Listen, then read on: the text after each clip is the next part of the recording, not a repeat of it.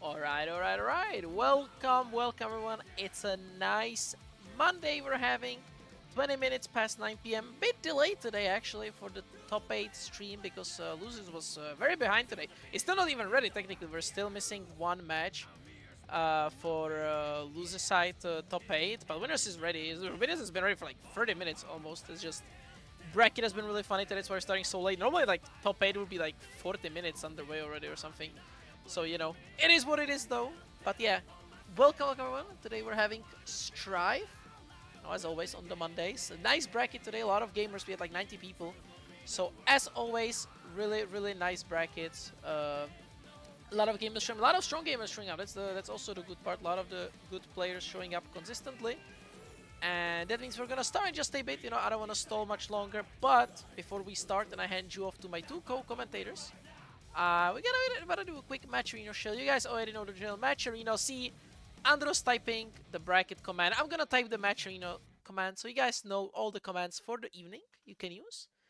And claim some codes. Help the gamers out. As always, sign up in the top right corner and help them out. Right? There's you know, nothing to lose here besides a few seconds of your time, and you're already waiting for the sets right now anyway. So might as well, because you know what are you losing right now anyway? I'm just yapping here, so you know. Help the gamers out, give them some free money, since they already got the base price pool, but might as well help them out a bit more. And yeah, so you know, give them some love, support them. As now, what I'm gonna do is I'm gonna jump scare my co-comment as always. Boo! Boo! Push! Oh shit! You scared me. I'm kind of good at that, scaring people. Actually, I've been playing. I started playing Half-Life Alyx finally because I got a VR headset like last month. That game is scary. Speaking of scary, but you know, for today, these are gonna be your two lovely co-commentators. My boy YoKai, you know, holding it down every stream. I am there. He's always there with me. That's my goat right there. That's true. That's the hot streak I've kept alive. There was a couple Strive salties I missed, but no, this. Yeah, this but like that, I'm not hosting those, right? I'm not hosting those. Like no, when I'm there, you're with me. When I'm there, you're with me. You see me, and I gotta help this guy out. And I'm there. Joining from overseas, Sir Kappa. Welcome. You know, in the new setup now in Florida, right? Was it? So yes, I am situated in Florida. I am indeed here in lovely Cape Coral. I am here joined today by my partner in crime, as per usual, YoKai. I am very excited to finally get back on the mic. I know last time we were here, my mic wasn't too great, but this time around, you got me in the flesh with the absolute best quality that I could possibly offer you. So I'm very much looking forward to this top 8 action. And YoKai, how you been, my guy? Yeah, we preambled a bit, but I am today freshly back from Hessen Crash event in Germany, where I helped them out to provide a community stream. So there was a third stream thanks to my efforts, and that means stuff like BlazBlue, Xrd, Uni, and the likes. They got a little bit of a slot, so it was a lot of heavy work, but it was all worth it because I got a free hotel, so I ain't complaining. I mean, everybody got to have something there, like a little bit of compensation here and there, but we're happy to see, and especially with the performances from the players that we had in Hessen Crash in the top 8 for Strive. I'm very thrilled and very happy to see that once again, R.E.V.O of all players making that top 3 cut. It was very pleasant to see just YoKai just really making it up there, but I did notice that they are repping SaltyEU, which I'm very grateful for. You guys have been really putting a lot of support behind our boys back. And more importantly, EU is just an amazing region to commentate. But moving into the first game of top 8, we have a very familiar setup of Tiger Pop versus Soap Eater.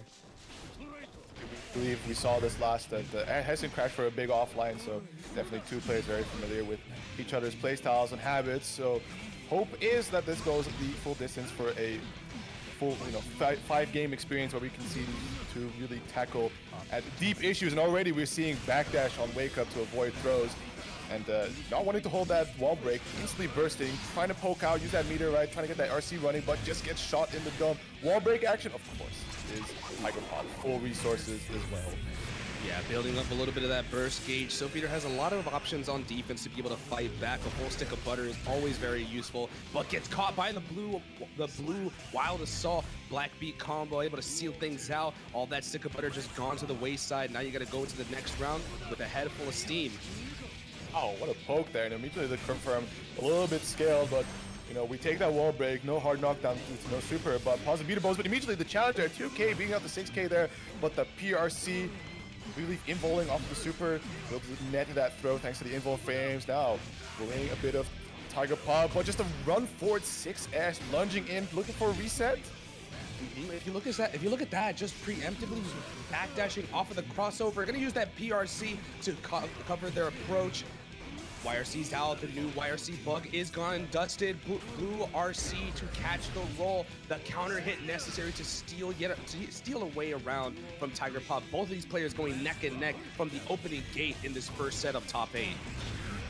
See SaltyEU prioritizing some of these long presses, and TigerPop respecting giving the space, and thankfully able to set up a curse that just easily acquires him control of the neutral. Making sure to try and lock down Soap, but Soap going for a defensive burst here, utilizing this position advantage he has with TigerPop's back towards the corner, both looking to orient the other one as close as possible to the other side of the screen, and it's going to be now SaltyEU fighting the big close slash counter hit now. Pretty stable damage as well. They're very meter intensive game plan from both sides. For both these players, they're actively playing into each other's options so aggressively, and look at that, finally gets the opener, and SaltyEU steals that first game away from the clutches of TigerPop. And again, very meter hungry. Both these players just trying to play actively against one another, anti-poking, anti-movement. Every single option is layered with different approaches, either on offense and defense, and it shows the level of play that we're witnessing tonight. Certainly, I think one major standout from that last set, it was one interaction so far, so I'm curious to see if we're going to see it repeated throughout the set, was that SaltyEU did do a blue RC during the Elden Ring mix-up attempt from TigerPop, right? That roll through to cross over to the other side. Just quickly freeze the screen, analyze the situation, and just take the throw. No mix-up for you today. So we'll see if that comes to pass once again. But SaltyEU utilizing this range. Both players kind of just trading away right now. But Soap there finds a couple hits. Also the burst now. Plays it slow. If you look at just the way that SaltyEU likes to represent these delayed options, look at them go, just delaying these misfinders, threatening with options rather than just representing it outright. TigerPop having to play very passively in order to find these openers, finally able to escape the corner, but once again, we've got ourselves into winning ways. K misfinder catching from a mile away, now it's corner to corner. Off that backdash, very nicely done there. SaltyEU looking really, really strong. I think that first game was a little bit of data, but we're gonna have to see if we can keep the buck the trend here, right? Don't go for that third round. Just strong momentum, already the early wall break, getting that positive meter bonus, refunding a little bit of that burst gauge from that wild assault earlier. But TigerPop without challenging, and the gun flip there. Is that a heavy slash attempt? That might have been. I think that was really aggressive. That was very abrasive from TigerPop to call it out in such emphatic fashion, especially when that could have easily gone from bad to worse. Tried to challenge on the safe jab, but it didn't work out for them. They get caught by That's My Name. SaltyEU are finally able to turn the sticks around, gonna deal with the IB game, and look at the passive offense as well, just adapting to these options at such micro speeds that it's very difficult to keep track of. Certainly, but here we go, TigerPop now finding the gunshot, just opting for the super focus as well as reloading, so generating that resource because it needs that one last mix. SaltyEU realized the situation, tries to mash out, but to no avail. The wall break will find the kill here, and TigerPop does bring it down to a final round situation here in game 2. Both these players, again, playing so evenly into each other. There's more than just one layer being applied. Every layer is applicable at every given turn. There's no such thing as simplicity with these two. They have to throw everything at each other to get the win. And it's looking like SaltyEU finally has the momentum to swing forward, but the back throw incident turns everything on the tables. Mikey anti-air getting small confirmed, dash up for the throw. SaltyEU here with a good bit of life advantage, and immediately with the TK misfinder to find the finishing opening required to cement the lead here, 2-0. Yeah, I've kept track of SaltyEU's gameplay for quite some time now. For the last several months that I've been commentating for EU, ever since joining YoKai, I've been keeping tabs on a few players, and one player that's been really standing out, especially with their performances here in SaltyEU, the everlasting growth that players have had. SaltyEU has been a massive standout, and I have been very impressed by the level of adaptability that they have been able to demonstrate at every given turn, finally able to seal quite a confident run of form against TigerPop to even defeating them in sets amongst everybody. But there's still a lot left in the tank for TigerPop as they're advancing forward. The back throw incident, though, seals it out.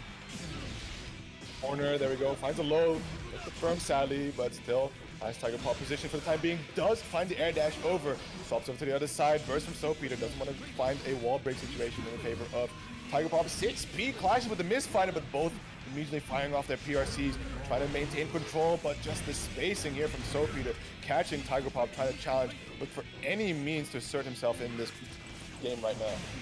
Spacing is a very important aspect of both these players' game plans, but SaltyEU has demonstrated such great awareness and great awareness of the screen to notice when their potential threats might be represented, but SaltyEU is starting to trail quite a lot aggressively. TigerPop starting to pick up steam here, going to be able to take that first round in this game 3. Is this a sign of things to come?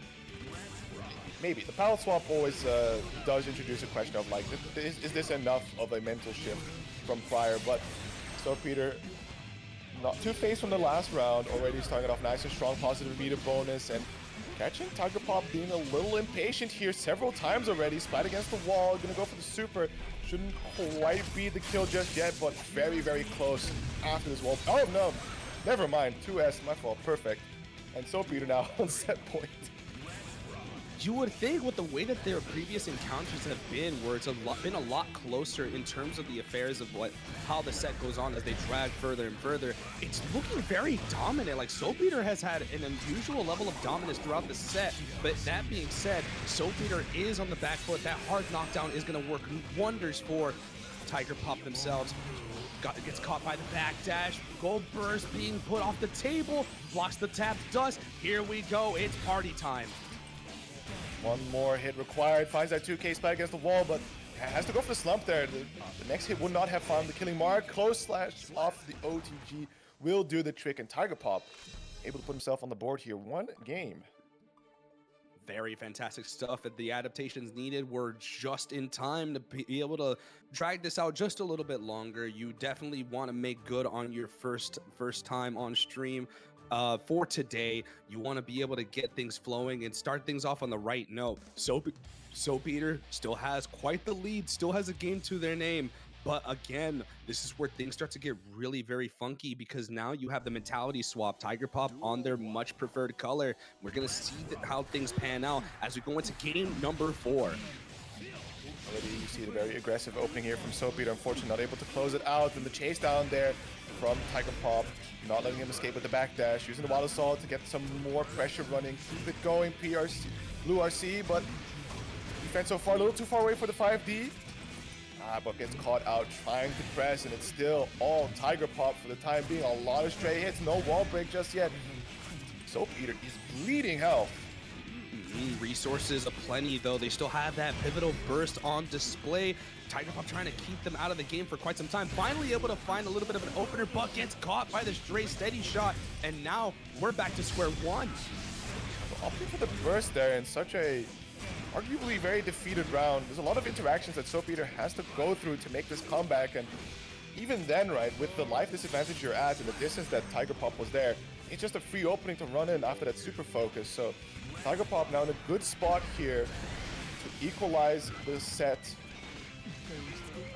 Baiting the attempt. SaltyEU is now starting to get a little bit antsy. You can definitely see that there's blood in the water. TigerPop can sense it. TigerPop can taste it. They're pushing forward, they're advancing, and they're starting to put the mental stack all over SaltyEU's game plan. And defensively, they're starting to look a lot more crooked on the back foot. Throw tag, 6K, challenge attempt, but immediately the spacing, the PRC there to block the burst, and with that, TigerPop, simple combo, able to bring it back to a 2-2 situation off a perfect, and as I have requested, we are going to go final game against these two. Very important game 5. Soapbeater has been here time and time again, and this is definitely par for the course when it comes to these two players. But more so than anything, it's par for the course when it comes to Soapbeater.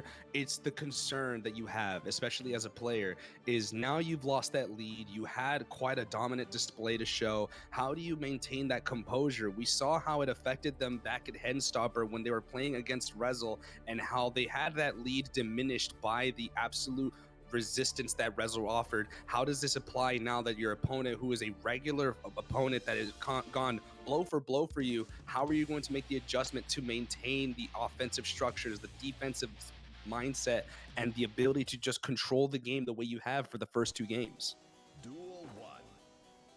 Also a palette swap coming out here from Soapbeater.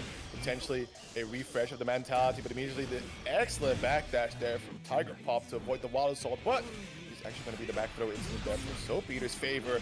Tiger Pop locked in the corner, trying to FD as much as possible just to get a little bit of that spacing to move away, and there it is, finds the 2K, no burst available for Soapbeater. Just can't quite generate enough meter for the Deus Ex Machina, so no hard knockdown. 1 bullet in the chamber. The focus is alright. 6P just to go through the misfinder, but just opting to go for the mid-screen Deus Ex Machina here just to get those bullets reloaded. If you got to make things inconvenient for your opponent, do what you must. Blocks the YRC, very adept recognition from Tiger Pop. This is going to be more than enough to kill, as we're going to rain bullets down on Soapbeater, many men style, and now it's down to set point. That lead firmly diminished. The dominance has been swapped. The momentum has been turned. Now Tiger Pop trying to go for the burst bait here, trying to make things as inconvenient as possible for Soapbeater. Now we're going to go through the wall for positive bonus to take effect. Only 2 bullets in the chamber, slightly misses the mark there, so Soapbeater now with an opportunity, has him trapped in the corner, looking for some kind of YRC bait there, but Tiger Pop doesn't bite. However, another opening is found, the knockdown, or no hard knockdown off the wall break, but positive meter bonus, excellent GRC, first in response, just wants to create a little bit of space, looking for the curse mark, just pass through, but the throw from Soapbeater,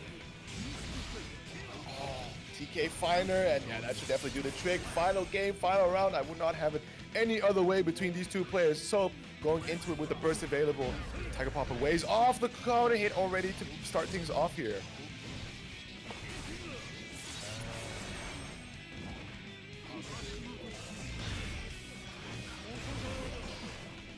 First out there from Soap. Want to give any momentum over to Tiger Pop, especially considering the solid life advantage he has here. Air throw just to chase down hard up in the corner, tries to just block it, but to no avail, making sure to keep him trapped here. A lot of meter for Soap to play with, looking for the burst bait. The greed of the burst bait nearly cost them there, but unfortunately for Tiger Pop, that greed does not reward them. Instead, it's Soapbeater's greed, the god of failure, once again hating the greatest op of all time. Soapbeater advances into winners finals and gets to take a very huge sigh of relief. That could have gone so bad.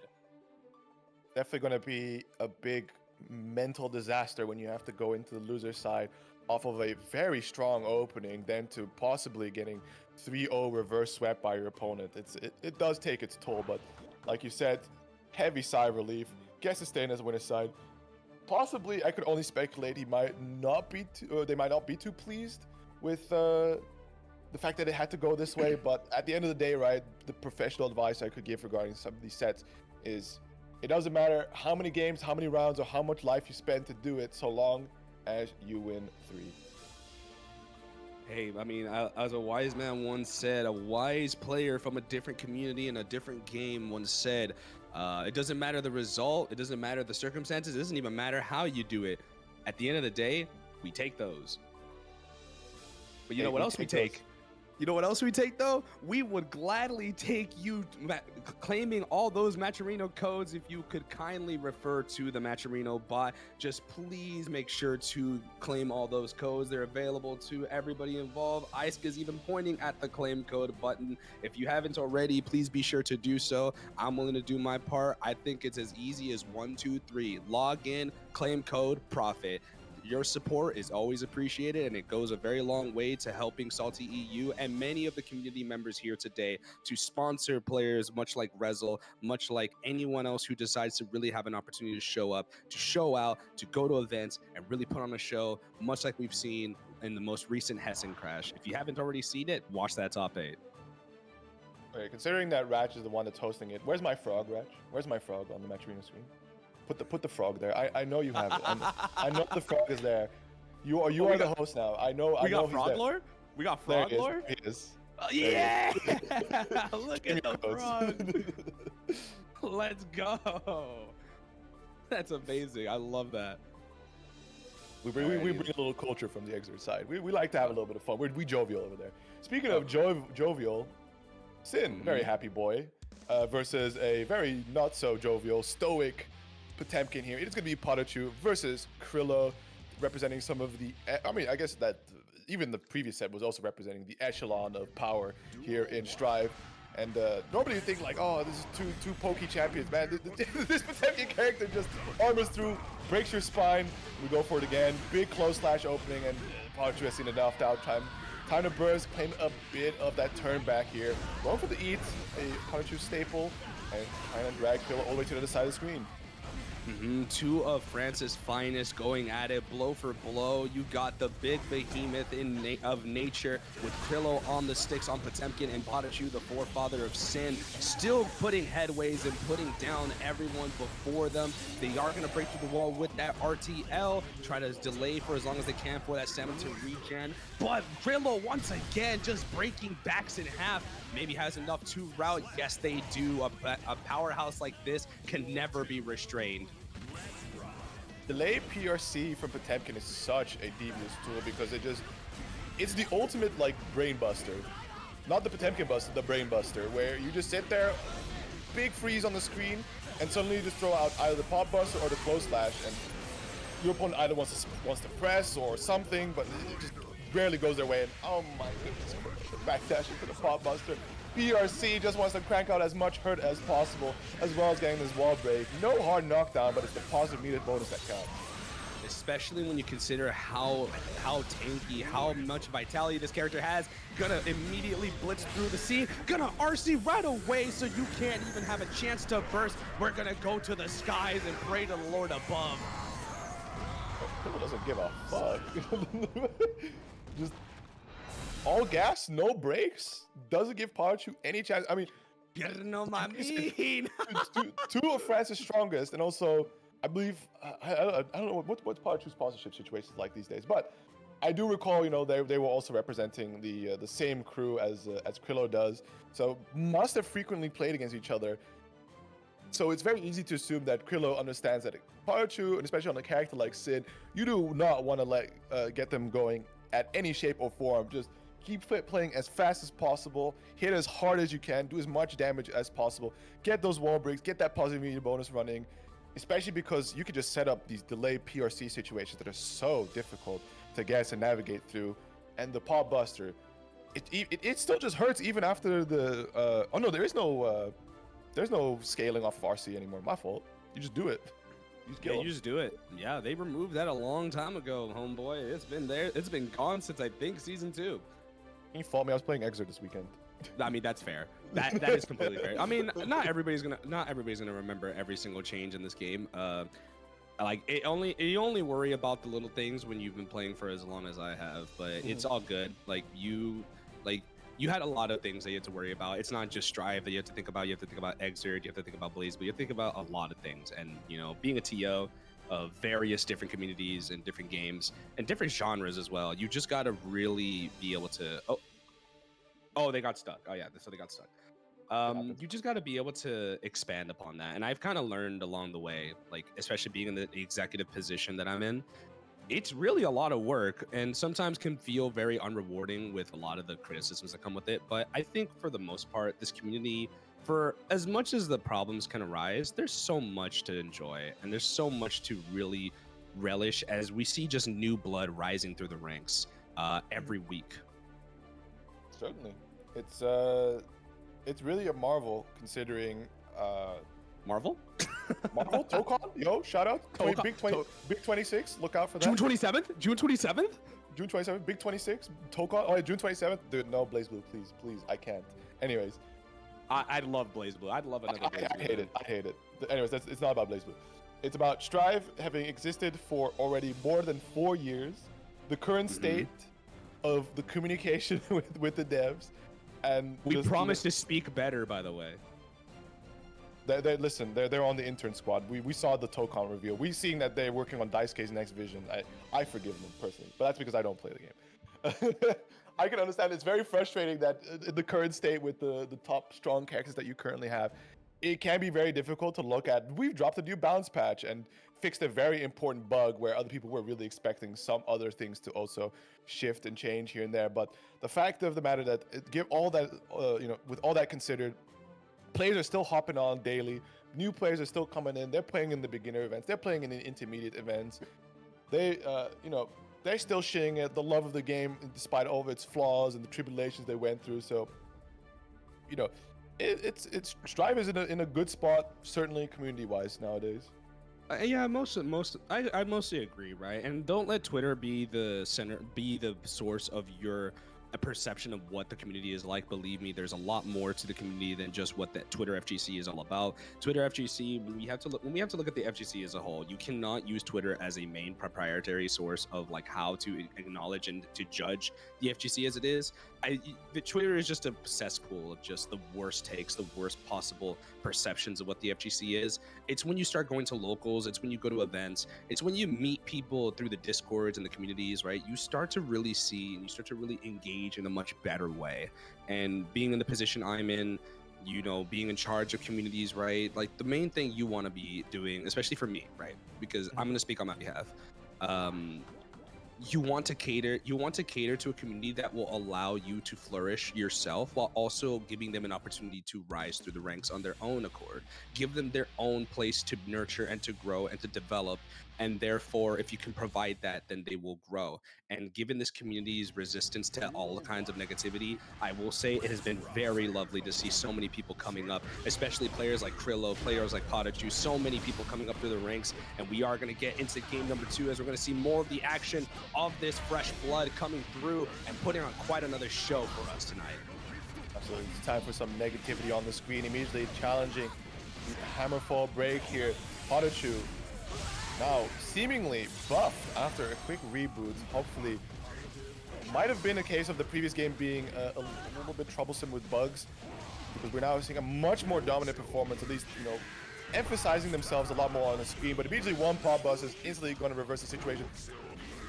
Yo, Crillou. Bro, I'm not gonna lie, Crillou, you gotta be trolling, dude. Like, either that was a misinput or that was the. You talked about Brainbuster earlier, Yucker. This is actually insane work. I think watch it look at bro, chill. Oh, not again. Surely not again, Crillou. And he does it again. RC, I see unburstable damage. You had fun. We had fun. Here comes game number 3. Oh man, just as we spent more time talking than this game lasted. I'm not gonna lie to you, that might be a record.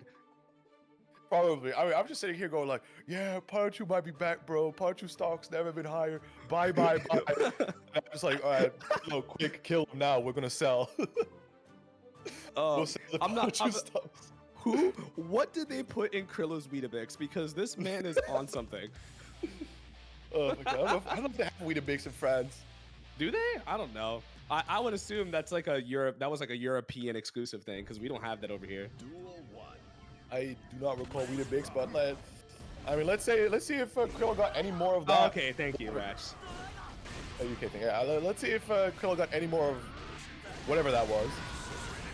But early bursts here, trying to create a little bit of space. Footsy's coming out. PataChu a little bit more apprehensive, wants to play a little slower now, especially with the slight life advantage that he's cultivated, right? Onus on Crillou to approach. I mean, granted, you definitely want to take every advantage you can at your disposal, right? When you play like PataChu does, you have the capacity to play at your own leisure. But I honestly would have to question it as like, given the state of Potemkin, it almost feels like you're damned if you do, you're damned if you don't. So far, I think the slow pace, I open my mouth, man. He gets tossed into the corner. All right, RTL, maybe? Ooh, he tried to dab on that, but even the follow-up hits are not going to connect, so Krillou's staying alive right now, thanks to the grace of just how tanky Potemkin is. So many chances, Hammerfall break, even the 5P trade attempt. There's the gold burst. PataChu getting really antsy. Any sort of answer here to try and close out a round for once, and finally, after much hard work, secures it at the cost of a burst. It does look very worrisome, right? And you did take the victory, but at what cost, really, right? You're just trying to find a little bit of an opening, and I think because of the slower pace, PataChu is generating nowhere near the amount of meter that they would like in comparison to their opponent, who's just much more active on the up and up and the neutral sense. Garuda PRC trying to go for a little bit of that grime, unfortunately mistimed a little bit, but PataChu getting a little impatient here, getting opened up by some really stray hits. RC wants to push it a little further, crank out as much damage as possible. Do we have the kill? Not quite yet. Pixel health, one more hit should do it, but I think Crillou can kind of rest easy knowing that PataChu is, well, unless he's going to burst defensively, not going to be getting out of any combos anytime soon. Not that there's a combo to be had, but RTL, wall break, PataChu now with a bit of a momentum. There is a very huge concern as this man has absolutely no respect for their opponent at any given turn with all those resources available to them. The biggest thing they choose is to just say, fuck it, close slash. Oh, oh my god, Crillou already harassing PataChu towards the corner here, throwing out these big Potemkin normals, making sure that the approach is as unsafe as possible, but PataChu finds that carefully placed 2K opening. Iron Barrel also going to secure the wall break with the hard knockdown. The positive meter bonus generating much needed meter as well. Some of that burst gauge back. He tackle, but still Crillou in control of the turn. Slight life advantage his way. Yeah, I'm just wincing every time I'm looking at this because every time that PataChu has tried to represent any form of approach, they have to actively be hesitant on their own offense. That's how awful this neutral game truly is against Crillou at the moment. Crillou has just made it super difficult for PataChu to even get a sniff, but what a great call out on the blue Wild Assault. We're gonna go for a double overhead. Can we make this a triple? I like the 5P whiff on the croucher there, but Crillou finds the opening. Oh, the BRC! That should do it. PataChu able to finally put himself on the board there. Crillou couldn't out-dank this game just yet, so maybe we see a game 5. Maybe PataChu starts warming up to the Crillou style of just being an absolute disrespectful monster, because you mentioned it earlier, and I think that's very, very key to how Crillou is moving in this matchup right now, is that he's being super disrespectful in a lot of what could be considered given situations towards Sin or PataChu specifically, which with the amount of counter hits and just the pop bursts he's eaten, the damage overall has made PataChu a little bit more apprehensive, forcing a sort of RPS situation where typically you wouldn't really have to deal with that. But that's just the nature of Potemkin at the moment, is like Potemkin just is such a very opposing force. It doesn't feel like anything could go wrong for him, but at that point you still got to contest it. The Iron Fortress, the Iron Will of this character still needs to be contested at some point, and PataChu is not one to back down from a fight. We are going to get that wall break off the charge dust, try to maintain as much damage as possible, and just waiting out the approaches, just trying to find whatever opening is available to them. Problem, wake up, slide head. We do see a lot of patience here from PataChu now, especially with that life lead. We immediately see that. And beautiful staircase, setting up nicely for that counter hit close slash. Not quite the wall spot for the break, but the 2D counter hit challenge. Trying to chase down BRC, floats over to the other side. With a little bit more respect this time. Yeah, catches the recovery as well upon landing that 2S, just automatically hitting meaty, and this is a great catch for PataChu. Gonna cancel immediately to the Tyrant Barrel. No clean hit needed. This is done, dusted, move on to the next round. We're gonna get straight into the mix of it.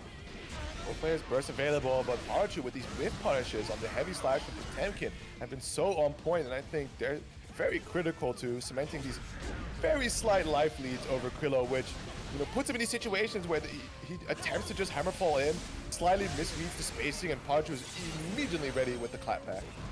Yeah, you've got to be like in this situation, right, where you're already down. Any and every opportunity allotted to you is do or die. And thankfully for PataChu, these opportunities have been arising a lot more frequently due to the carelessness and callousness of Crillou being overzealous on the defensive end. PataChu being reserved here, and it works wonders as Krillou's abrasive nature is starting to get punished outright. They can't be nearly as overzealous as they used to be as PataChu levels the scoreboard from a 2-0 deficit. What I'm kind of concerned about now for PataChu is that definitely things have been very much going his way, but it's been a very careful and measured approach to sort of the chaos that Crillou throws at him. So what I'm worried about is that perhaps when Crillou does get like a really good opener, like just gets the right sniff and just is able to carry forward that momentum, does PataChu just crumble and fall apart? Or is there, something else on the defensive side to match here? Because so far we're already seeing some heavy hitters coming out here from Crillou. And I think the biggest thing to note on top of that as well is just like how much has the mentality shifted since then? Have things changed in Krillou's mindset, or has PataChu done not enough to have to make them think twice about their actions? Because to condition a player is one thing. To try and condition a player who just refuses to acknowledge you as their equal is even more abrasive and is a lot more terrifying. But PataChu doesn't give a damn, gonna spend all that cash off the full explosion off the RTL follow-up, and we are gonna go into his tournament set, or not tournament set, but set point for PataChu. Spoilers. Damn, my bad. I seem to have read the script a little bit sooner. Yeah. We won't have to. We don't reveal that just yet. But here we go. The patience from PataChu, and immediately the early burst from Crillou. But still, again, PataChu, that slight life advantage situation, just standing out of that spacing range, looking for that whiff punish, just as such. Can ink that wall break, hard knockdown, but no stamina meter. It's gonna make the mix-ups a little less potent, but still, you can run a bit of simple pressure, try to kill a bit of time, get that regen going. But a big opener such as that won't really be too necessary to have stamina. Usually challenging in there. RC push the damage as much as possible. Wall splat. Can the barrel find the killing blow? Just enough as well. Just outright beating the guts count. And again, PataChu finds his way through and now moves on into winner's side finals alongside Soap Eater. 2 back-to-back game 5s in the first half of this tournament. You just love to see EU. This is how things go. This is how things are usually going by. And yet it's always still a surprise. You guys never seem to fail to deliver. Speaking on not failing to deliver, let's not fail to deliver on claiming these Matcherino codes. We are moving along pretty swimmingly, all things considered, with how late we did start. We are down to our 36 remaining codes, so do hop in there. We're going to be a little bit more aggressive here as we don't have the usual length of time. Also, perfect timing. Gecko Squirrel and Stream, welcome. Please claim some Matcherino codes. We are desperate for the claim. We did start a little later, top 8 only action. So we're trying to catch up here, make sure that these are all claimed out so we can focus fully on the action itself. So head on over, ! Matcherino, hit the claim code button. You will be prompted with a sign in if you haven't done so already, which you can choose a service of your choice. Once that has been completed, you'll be adding 25 cents to the prize pool. And of course, there is the ASK insurance that should somehow 25 cents be reduced from your bank account. ASK will return that and provide you a complimentary Copenhagen FGC Lamborghini. So definitely, you love to see it. Yeah, you love to see it. Don't feel afraid. Head on over, claim codes. We're going to be having Son versus Bruhi next. Now I do see a Bedman on the sticks. Now this is a very interesting situation to be here. I'm very familiar with my own with our own Rezel's Bedman. However, I have never seen Bruhi. This is the first time I've ever commentated them. I'm very excited and I'm very interested to see how they play into Son, who has gotten into a top 8 slot here in the SaltyEU and has shown quite a lot of prowess in terms of their Ramlethal. So how things are going to go down, we're about to find out soon enough, as this is going to be an interesting matchup to see. Son, one of the last bastions of Ramlethal for sure, and already a great air-to-air here. Just playing good pressure, right? Not letting Bruhi open up just yet. I'm fairly unfamiliar with Ram. We just don't see this character enough, especially like she had her brief time in the sun due to being bugged, but then since then, nobody else really spending the time on her, unlike Son. Very few Ramlethal specialists nowadays really sticking around for the character, more so just for matchup specifics. But in terms of specialists and in terms of loyalists, Son has been doing a fantastic job of really leading into the fray. A lot of what Ramlethal is capable of and showing on display right now, as that first round showing a perfect round to really get things underway for loser side of top 8. But now Bruhi with a little bit of an opening here, doing quite the work of damage. Still no hard knockdowns, and Son immediately taking the opportunity to try and challenge, but it is still going to be Bruhi in control of the pressure.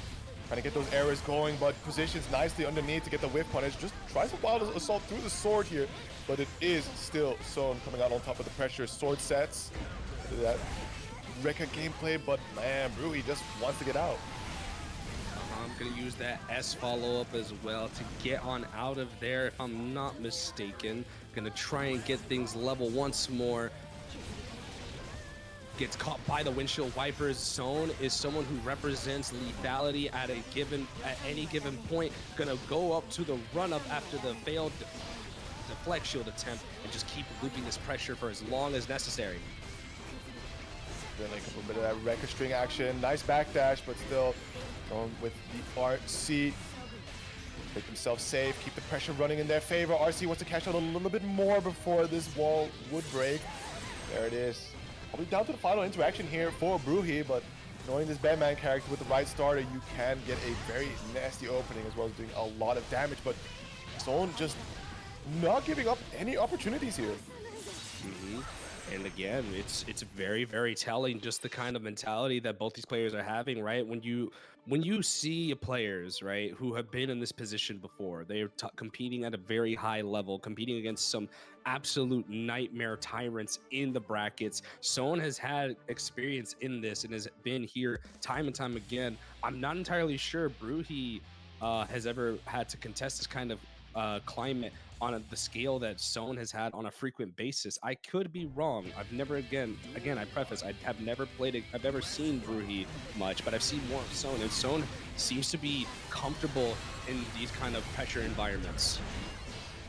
This just in live from Twitch chat. Supposedly it's pronounced Brewhit due to the 4 being pronounced as a CH. Is it like Brewhik or Brewhich?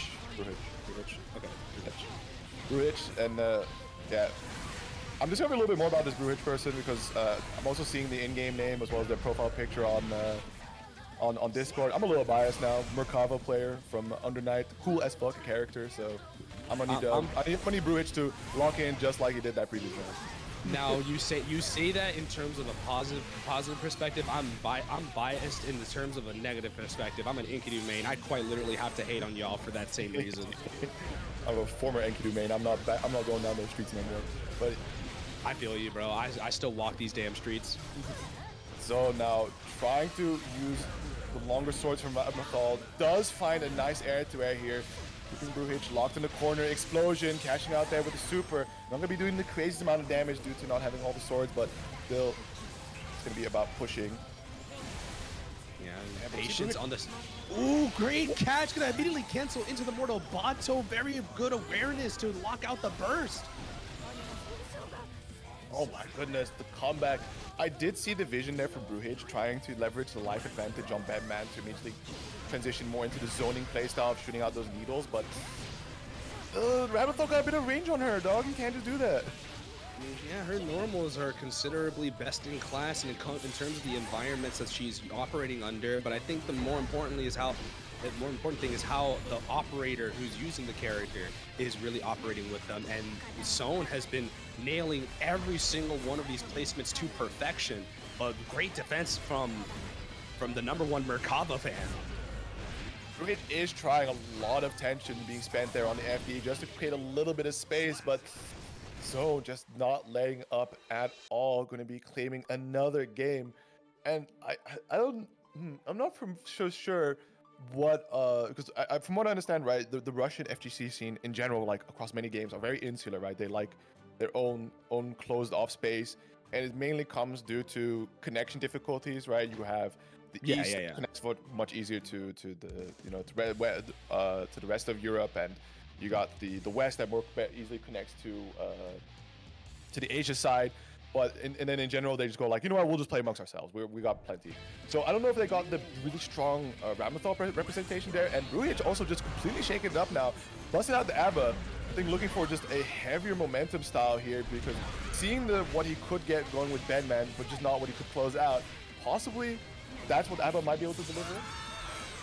But we gotta also understand that from one character woes, we're moving into another. You've gotta now have learn how to circumnavigate against zone in this climate with a character who doesn't really have the same liberties on movement as Bedman does, and with Zone being able to occupy so much of the space, now it's going to be so much more difficult on defense. You've got to really find that opener, but so far it has been doom and gloom, and no openers have been found for Bruhich. Alright, this time maybe does find the install, finds the overhead, and immediately slamming Zone all the way to the other side. Not gonna get a hard knockdown, as well as no key uninstall and reinstall. So down to the last bit here, does find an anti-air, and also able to link that into a uninstall sequence, and immediately just look at this, just not letting up any of that space at all back to Zone. Just the A.B.A special, suffocate you out with Jealousy Rage. You talked about the momentum switch, and that is one hell of a message to send to your opponent after one round. You better not let me interact or your life is toast. Already on the back foot though, looping pressure once more, lacking of interaction. No swords to their name, they're trying to bait out an approach, but this time they send their opponent back to the wall. Gonna cancel into the Giga Laser that we all know and love. Calvado's gonna break you through the wall. Form laser, oh. I know what you're talking about. I know exactly what you're talking about, bro. I remember those days. Good old days, throwback to YouTube poop, and already we see Zone just making sure that there is no opportunity here for Bruhich to find the install, but the Gold Burst is going to offer a bit of breathing room here to do so, and finds a nice counter hit. Beautiful bait, but it's going to be uninstalling, so it's not going to be the craziest cash out. Instead, having to spend the time. Oh! Ooh, that was really good preemptive play from the number one Merkaba fan in the world. Bruhich finally able to get that one opener they need and have plenty of resources to boot with this. This is a very, very concerning part. Gonna play the A.B.A shimmies and gonna cancel straight into it, force you to hold on to all this recovery on the way down. Ooh, just a little short, so the deflect shield actually hitting the mark, but the far slash here, both players down to probably one more touch. Getting that burst shortly, so might be able to use it a little bit to create some space in the mid screen, but has no Jealousy Rage gauge to play with here. Does find the back, but the Rekka, the long leg of the law, able to chase down Bruhich, and Zone closing it out 3-0. Oh, that was so much. That was a huge nail biter set. I can't even lie. I was enjoying myself. I thought we were really going to get yet another game 5 scenario. But as per usual, though, you can never have your expectations at an all-time high. You may end up disappointing yourself. But suffice it to say, it was an entertaining set and a great resistance from what it seemingly feels like a debut for Bruhich. Yeah, that's what I was about to mention, because I'm completely unfamiliar with the name Bruhich. I mean, the Russian scene in general as well, but they do sometimes pop up here and there in the Salty bracket, and they do make one hell of a splash. And Bruhich also no exception, making it a clean top 8 appearance here for what I assume might be their first time. I might have to check the ELO chart around, but. Who knows? Nevertheless, right? Top 8 on a Salty, especially 91 players sign up. No small feat. Definitely no small feat at all. You always have to give credit where credit is due, right? You can never take away from the first timers in a SaltyEU, right? Even if you only make 7th, right? That's still significantly better than your average competitor. Like, mind you, most of the average competitors make like the top 48 or the top 32. Like, to get top 8 in a bracket series that is known to host some of the most nightmarish or most like the top level players in EU all over the country and all over the continent, you are doing something amazing to even get to this position. So you can take pride in knowing that you made it here from your own merits. So if this was how your debut started, you're not doing too bad as a first timer. Absolutely. And here we have already the French being loud, and it's my favorite time of the Salty bracket. It's the battle of the flag orientation, right? It's going to be Pietaa versus Cataclyv, the Netherlands versus France. Which flag stands troll? Is it going to be the one rotated 90 degrees one way or the other way? Yeah, I get you. I understand how you feel at every which way, especially because recently the Nations League just got called off to a close because of a very close set with a lot of the people involved. If I'm not mistaken, the UK did take that one, and if I'm not like. I think it was the top 3 placements were the UK, Spain, and I think the Ukraine in the top 3. Very strong players from every respective nation, but that does not go to that is that is just a testament to how strong the player pool is for every single nation, not just those specific players. The level of play is just so high in EU, and we're going to continue on as we have YoKai's own EU manager and absolute A.B.A enthusiast, pietaa, who's going to put on quite a display against Cataclyv, who I am not familiar with. Seemingly known player. I don't believe we see him too often on Salty, or at least very least in top 8 part where I am present. But making it this far, right, I have no doubts about their skill, especially also facing off against pietaa, who also making it to the top 8, right, steadily improving. It's always a pleasure to see. pietaa, her growth in the span of several months of me being in YoKai, you could see that this girl is all gas, no brakes, and this is going to prove my point ever further. My daughter, control neutral. I beseech you, win for YoKai. Yeah, very nicely done. I do love the footsie she's playing at here because Baiken, right, does have that guard crush, the parry there, so could attempt to break away from some of these pressure sequences from A.B.A.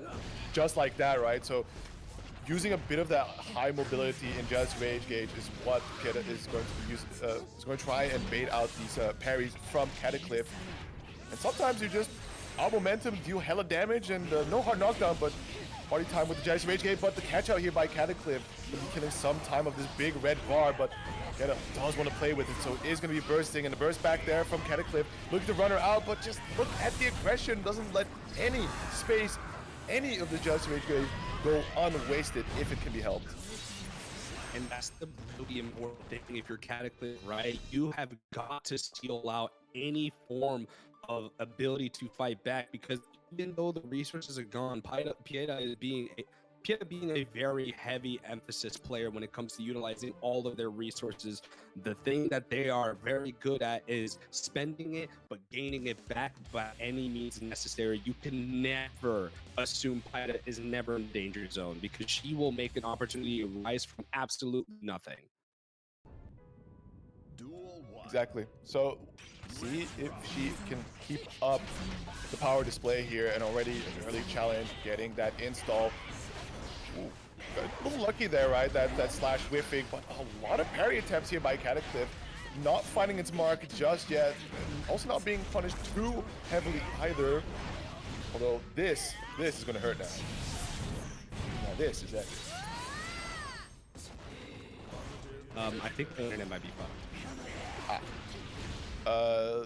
Do investigate. I will hold down the fort. Because I can't seem to connect. Oh, I'm back. I'm back. Forget. Yeah, quick region change there from Ratch, so you seem to be okay. It just was the routing. You know what? I blame transitioning to the east side of things, but nonetheless, we're back in the action. pietaa again moving forward. A great defense from Cataclyv to be able to fight out of the corner and using that guard cancel well to go back into mid screen, just delaying long enough to avoid any of the consequences of JR. What a super, getting right through the chain grab attempt there, but the close slash challenge from Cataclyv swaps over to the other side, forcefully uninstall. Does have to hold it, but can analyze quickly. However, big counter hit that pietaa is currently holding. Wall splat, no super knockdown, but still a situation that she finds herself in. Low health, no Jazzy Rage Gate, has a bit of meter to play with, but man, just still dashes in forward. Install acquired. The burst does come out, but very little on the install. Super, and I think this is punish, very clean. Yeah.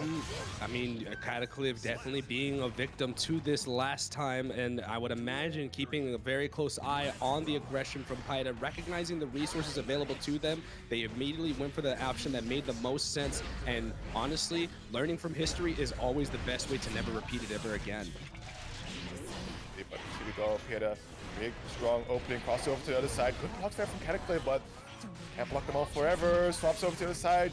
Using a lot of type of mix-ups where the game kind of decides what side you are on, which is potent as hell. And Cataclyv does guess these pretty well, but sometimes trying to be a little too interactive there with the parry and immediately costing the game to a very dominant performance.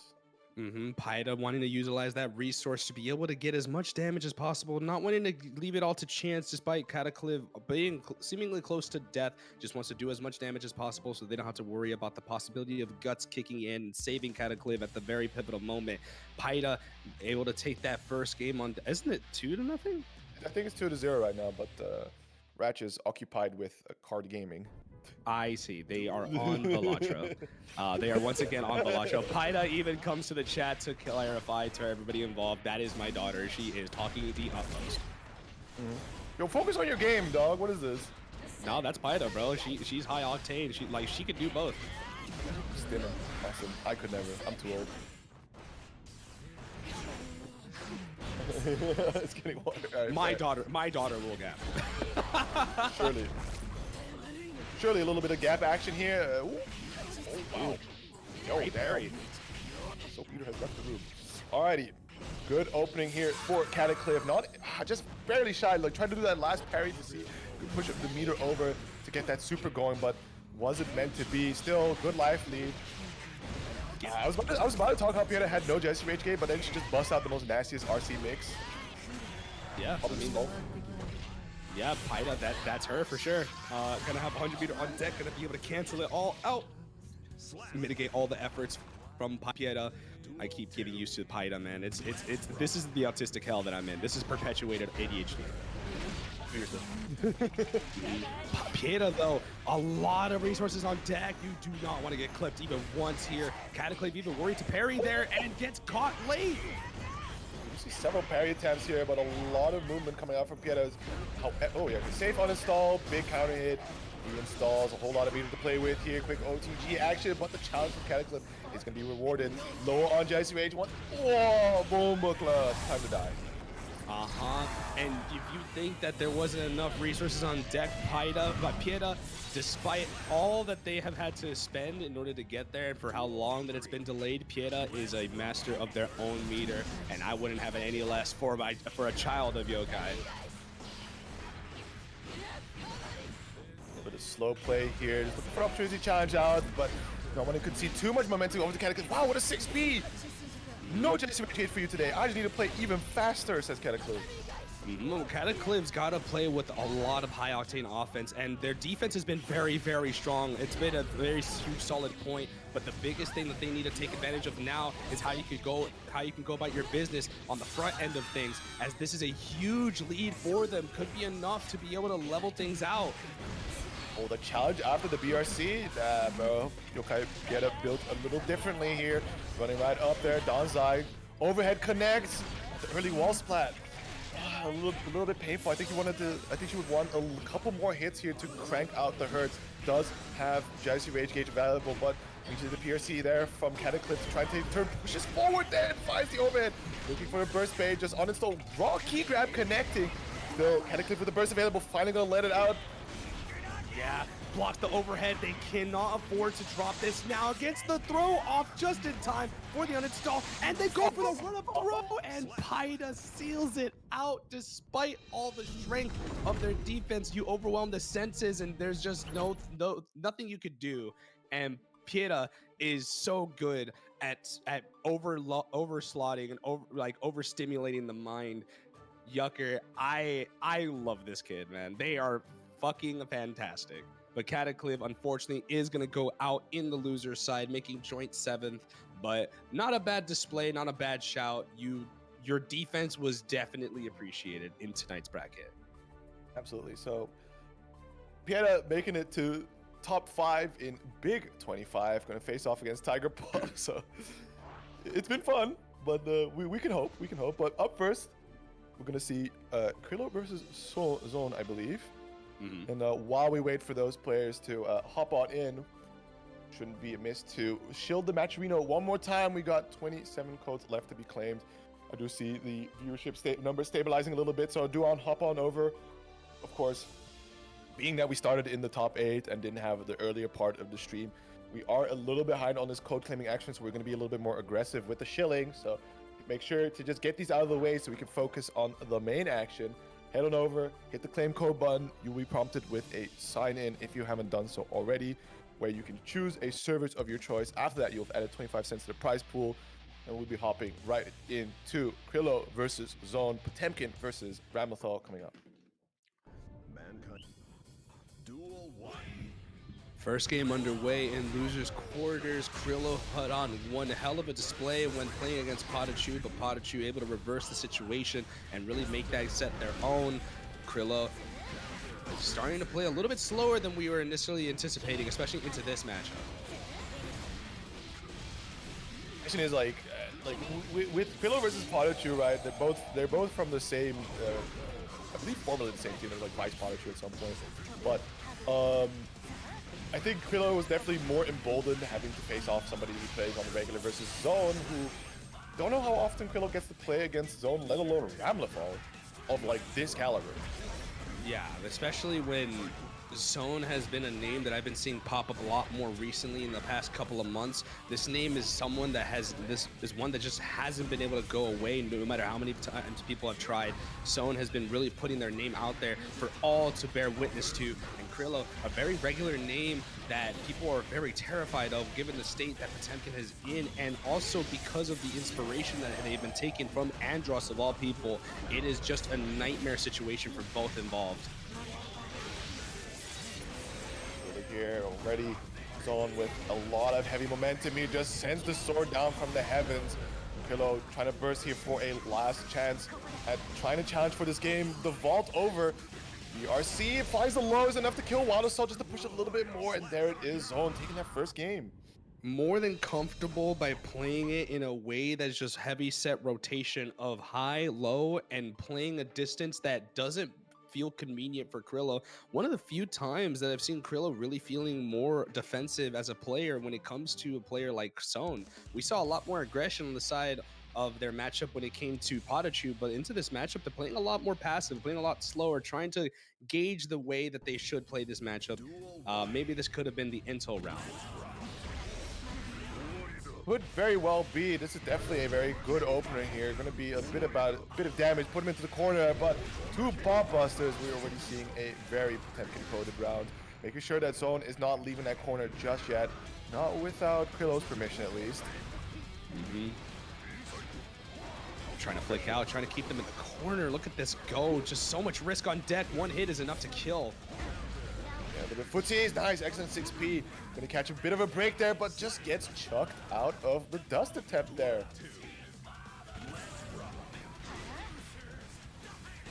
Spacing. Footsies. Big sword normal action. Should pull him out towards the corner here. Back away, but I guess with the size that Potemkin's at, he might as well just have his sword normals doing his arm. Jesus, look at that from the corner all the way to the other side. Gonna get the full conversion, do some big boy damage, just chugging out all of that health. And Zone and trying to represent any sort of options to try and alleviate the deficit at the moment, just chipping away little by little, gets the overhead, but screws up the end product, and they get fumbled in the end. Crillou making this even in the set 1-1. Very unfortunate there. So now we're going to definitely see who is on the more on the winning side, let's say, right? Like who's got the information, who has found their footing now in this matchup. Both players had a display of very strong openings, heavy, showing what they can do when they are fully in control of the momentum. But now that they have kind of revealed each other's cards here a bit, who comes out on top with the open hand? Yeah, the third game is always the very most, like when things go level like this is where we have the decider, where we have to see who really has control of over the wheel here. And at the moment, it looks like Crillou is the one who's taking a back seat as they're going to witness themselves get broken through the wall off an early Mortabato cancel, doing at least a good healthy 40%. Certainly getting a hard knockdown, pulse meter bonus ticking, leveraging that RC, just extend the pressure some more.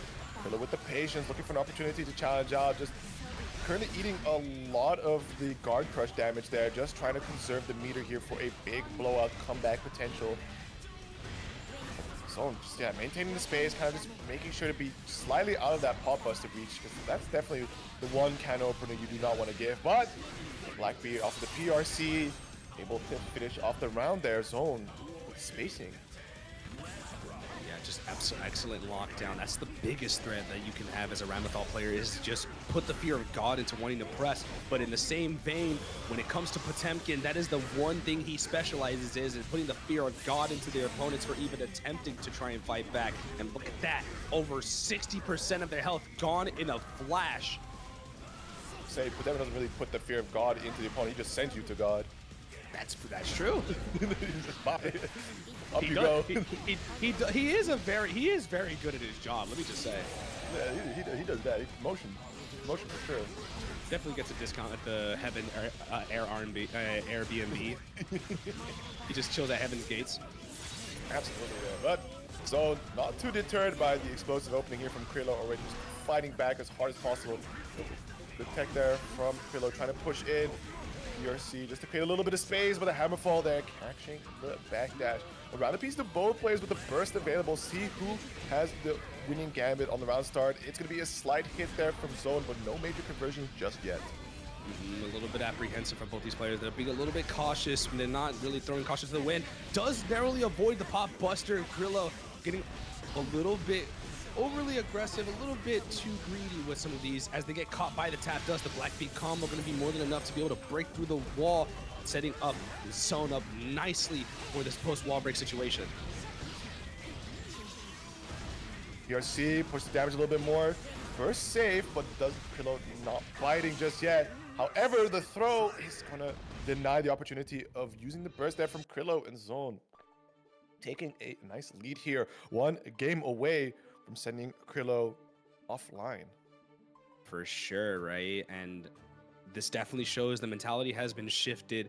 The disrespectful nature of Crillou has definitely been subsided for at least a brief period of time. We're not seeing nearly the level of aggression we're used to and accustomed to, but how much of that is going to change? They're down in the set. The Zone has been putting up a very great performance in terms of being able to lock them down for good, not really giving them any opportunity to really fight back. And Crillou just has to patiently wait to open them up over time. Just wait for the onslaught to end. Finally weathering the storm long enough to be able to get the back throw. Yeah, sometimes you just gotta hope for the human error to kick in there, and seemingly both players display of their human tendencies of just kind of messing up slightly, right? With these throws have been, I think, critical this round, either whiffed or connecting. And Zone now again another throw. Very aggressive challenge. Look at that. Finally going to be able to challenge right through the Bajonetto. Going to get the throw from mid-screen. Blows him away. Close slash to get another. They're throwing. Like just Literally. Yeah. Literally. Throwing hands. Well, throwing the other more like. This is grappler. Like, this is full-on grappler matchup. We're not playing fighting games. We're playing wrestling games. You trying to out-grapple a grappler? How about this? I throw you, you throw me back. Yeah, well, we gotta make it not look suspicious. Oh, there it is, delayed PRC close slash, and Zone does not want us to be part of the next Potemkin CMV. They're gonna be bursting out for a chance here. Needs to play it oh so carefully, because look at that life advantage on the side of Crillou, as well as having a burst function available, and will be acquiring that burst gauge very soon. Very aggressive call out with that backdash, narrowly avoiding the back throw incident as they've been caught many times aplenty. Crillou gonna use the super PRC, but doesn't go the direction they really want to try and contest against Krillou's looping offense. They have plenty of meter on deck to be able to do so, catching them with the tap dust. Crillou deciding to just hold it off. The round is lost already. Might as well just keep it for the next section. Goodness, what a clutch burst there from Zone, because just letting that close slash counter hit go was going to spell doom. So with that little bit of health and expertly playing around some of these really punishing like not even like trades, but just like the short pokes that Potemkin can do really hurt a lot. This time, after so many failed attempts, finally on hit. This time setting it up even worse, and now we're going to game 5 off of a unfortunate cataclysmic defensive error from Zone. Crillou evening things out, and this is where you can really get that second win from the loser side. You finally are able to open up your opponent in a more convincing fashion and make them slip up as egregiously as they have. Oh, we might just see the Beast Unchained again. I think it's a similar name to what happened around Crillou versus PataChu, where you have one side that has to play oh so carefully, leveraging the range that they are able to play at there to just poke away, chip away, and go for whiff punish angles, whereas Crillou, just with a little bit of patience and the right timing, can land a big fat counter hit or a pop buster to immediately show who is the boss of this gym. Oh yeah, for sure. Like, you want to just let people know who runs this house and whose house it truly belongs to. Gonna try to use the Hammerfall of PRC to cover them up. Disrespects the Bajonetto set up and immediately goes to the Pop Buster. Once again, trying to bait out a resource, but now their back is to the wall as Zone uses it defensively to be able to take control of the space. Very nice, gonna be squeezing out a good bit of damage here as well as getting that hard knockdown. You have to play with positive meter bonus, goes for a super PRC, just trying to get that involved frames, but might have messed up the pop bust, right? 6P coming out, not what Crillou is likely looking for here. Flicks right out, again, disrespecting Bajonetto options, possibly.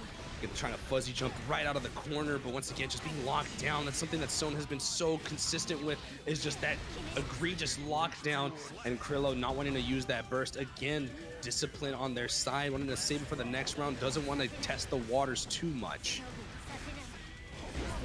Blocking out for now, big counter hit, already getting that knockdown, glue to pressure time. Nice backdash, avoiding the close slash, building a little bit of space between himself and Crillou, but slight light. Oh, interactions.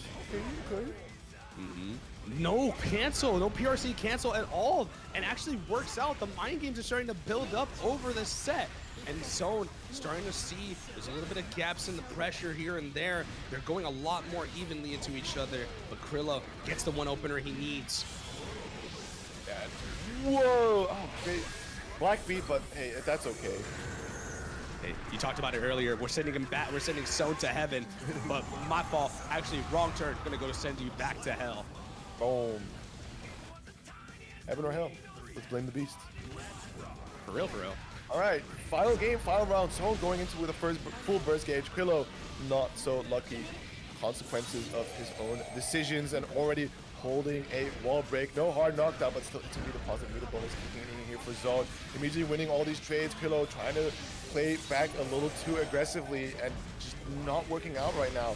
Massive life disadvantage. Gonna go for the deflex shield just to build a bit of space to operate here. With Zone immediately flying in. RC to cover for this, cover for the minus frames, make a nice save with the PRC flying. Oh my goodness. That was an immediate catch that actually was a huge gamble for Crillou, spending it all, but the fuzzy setup, getting the Black Beat combo post PRC Bajonetto works out in the end. The ever reliable setup that has gotten many a big name and has won Red Ditto even a Arc World Tour.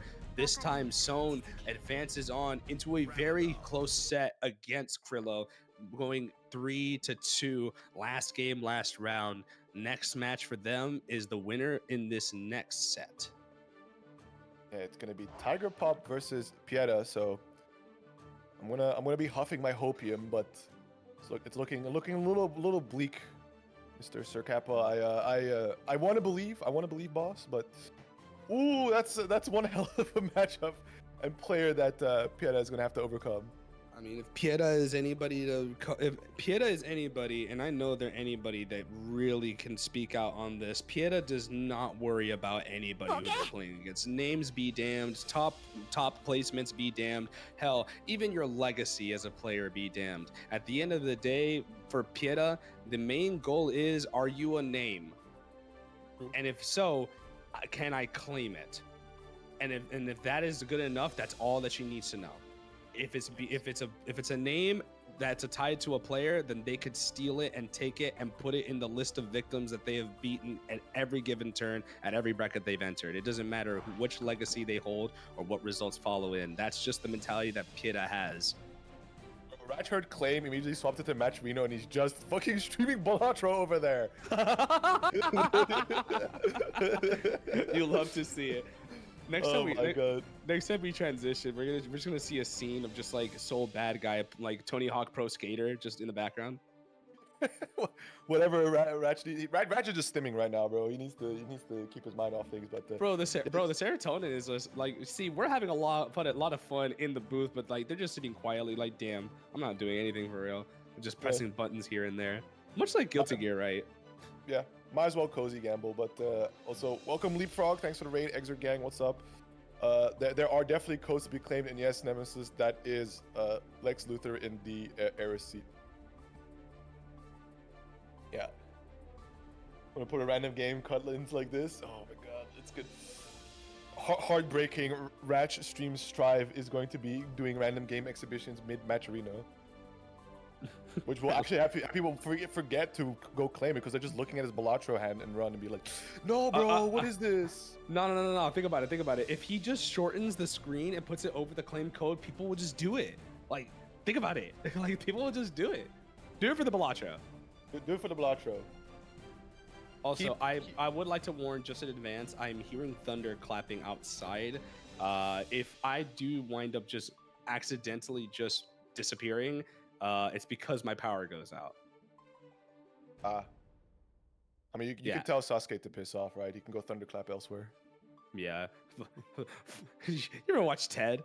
I've watched Ted? Oh, it's just like, oh my god, the thunder, and they start singing the song. Yeah.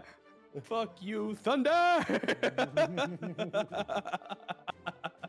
was thinking about that just now. I actually need to rewatch that movie. That movie was a classic. It's a very funny showing. It just shows that Seth MacFarlane, not limited to his TV show or animated TV show chops. Mm-hmm. Mark Wahlberg surprisingly plays a very great character of just like, a guy who just never really grows up, still hanging out with his teddy bear, just all kinds of BS. Yeah. Mark Wahlberg can play a lot of actors get typecast. Mark Wahlberg, one of his types is a certifiable dumbass. So he could pull that off pretty consistently in just about any role that requires that. But yeah, claim those codes, and we're just waiting on Tiger Pop to pull up right now, who did warn in advance that they are around, but it's going to be a moment before they can hop on. But they did just say on their way, and I think it's just going to be the Happy Chaos versus A.B.A here, because if you can bypass sort of the jealousy rage gauge phase, or like survive that somewhat and send A.B.A to the other side of the screen, she can't really do much except take an enormous gamble to try and get close, because she will be desperately looking to claim any bit of that jealousy rage gate there to try and operate right, install into her most favorable condition, and then leverage the fact that Happy Chaos, no real defensive abilities besides system mechanics, right? No reversal supers, nada. Yeah, but then you have to consider the fact that even with all that in mind, right? This isn't just like Tiger Pop is not just well renowned for his just Happy Chaos, like, right? That was their claim to fame. Don't get it twisted, but like, that wasn't the only thing that they're really well known for. They're very versatile in being able to understand so much of the game, very much a student of the game, of understanding so many key mechanical parts of it. But they are also one of the biggest players when it comes to the A.B.A community, like the A.B.A player base. They are Mr. A.B.A inclusive. But for now, it looks like we're gonna get Johnny. Okay. I mean, okay. I can see the vision. I can see the vision because it's still the similar vein to Happy Chaos, right? Where you're gonna have Tiger's evil. You're gonna have a stronger range than, or like you're gonna have a good range just like Happy Chaos might have, like some misfires and just some of these sword normals, while also having a reversal super, so you can just try to use some of that meter to escape these situations. But right now, just enjoying the fact that pietaa is without Jealousy Rage Gauge, and means is just backing away full speed. So what are you gonna do? Well, I'm not gonna lie. Can I just point something out? Do you know how funny it is to see Tiger Pop lose their set against Soap Eater, right? And then immediately pick the character that won, including the color. I think we're starting to see a little bit of biting tonight, Tiger Pop. Ooh. I think he should count himself lucky that pietaa is not in a position to be traveling to offline just yet. There will be hands, there will be beef sets. Oh no, for sure. I mean, at the moment though, the more important part is what they do now and pietaa is doing a fantastic job of just being able to get these hits when afforded to them and able to get that intertwine until off just in time, recognizing that they could still get that full extension, gonna have quite a lot of healthy resources available to them. Try to use PRC to go for the grab, but misses the timing. Tiger Pop goes through the wall. Oh, quick trade. Then DC Spa goes for the Cthulhu Super and able to find the trade against the Misfighter here. So around a piece though, so pietaa with a chance here against Tiger Pop's Johnny. It doesn't roll off the tongue well when it's Tiger Pop and Johnny. Like, it just doesn't feel right. Like, you think about like their Happy Chaos or their A.B.A, for instance, but seeing them on Johnny just feels like a trip. It's definitely something, and I mean, at least it's gonna be a good mark for pietaa, who can, like, especially for this first game, should Tiger Pop lose it and be like, okay, time to switch back to my actual name, right? Like, you can stand at least a little proud that you can take a troll pick from one of EU's best, right, and at least kind of put them in a position where they have to play a little bit more seriously against you. It's always a little fine measurement of your own skill. Especially when you have someone who has as much knowledge on your character as Tiger Pop does. Gonna have enough meter to be able to cash out into the Joker trick. Is this gonna be enough to kill? No, it is not. The benefit of having high health, pietaa is able to fight it out a little bit, but gets chipped out by the turn up.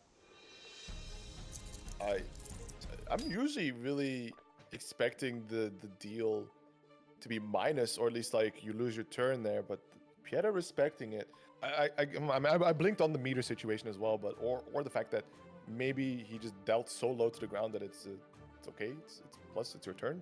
So it's a very interesting setup. I'm pretty sure it's either safe on block or just so difficult to contest because of where they blocked. If I'm not mistaken, if they air blocked it, they're just not punishing that. If they blocked it like anywhere near that, I think it's like -2. I'm not sure. I haven't seen the frame data for how low it can go, but for the most part, it should be minus, or at least safe enough that Tiger Pop doesn't have to worry about it. Right.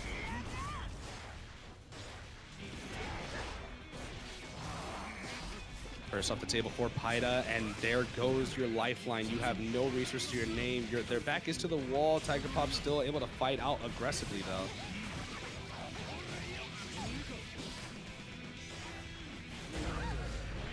Ooh, big Insengo Buster here for Tiger Pop. Yeah, I mean, that's about it. Big Insengo Buster wall break. Gonna be landing a nice chunk of damage, causing me to buzz, and a hard knockdown here for possibly the final hit required to take the round. They are fishing. Ooh, get dragged down. Goddamn. Yeah, from the skies, from the top rope, pietaa finally able to get a little bit of semblance of fight back, but the 5K, you get to see the bottoms of Johnny's boots, and you can see what's written down right in bold, and it just says gap. Let's be real, Johnny players love to call everything gap, man. Yeah, the gap between me and them and the Misfighter tip.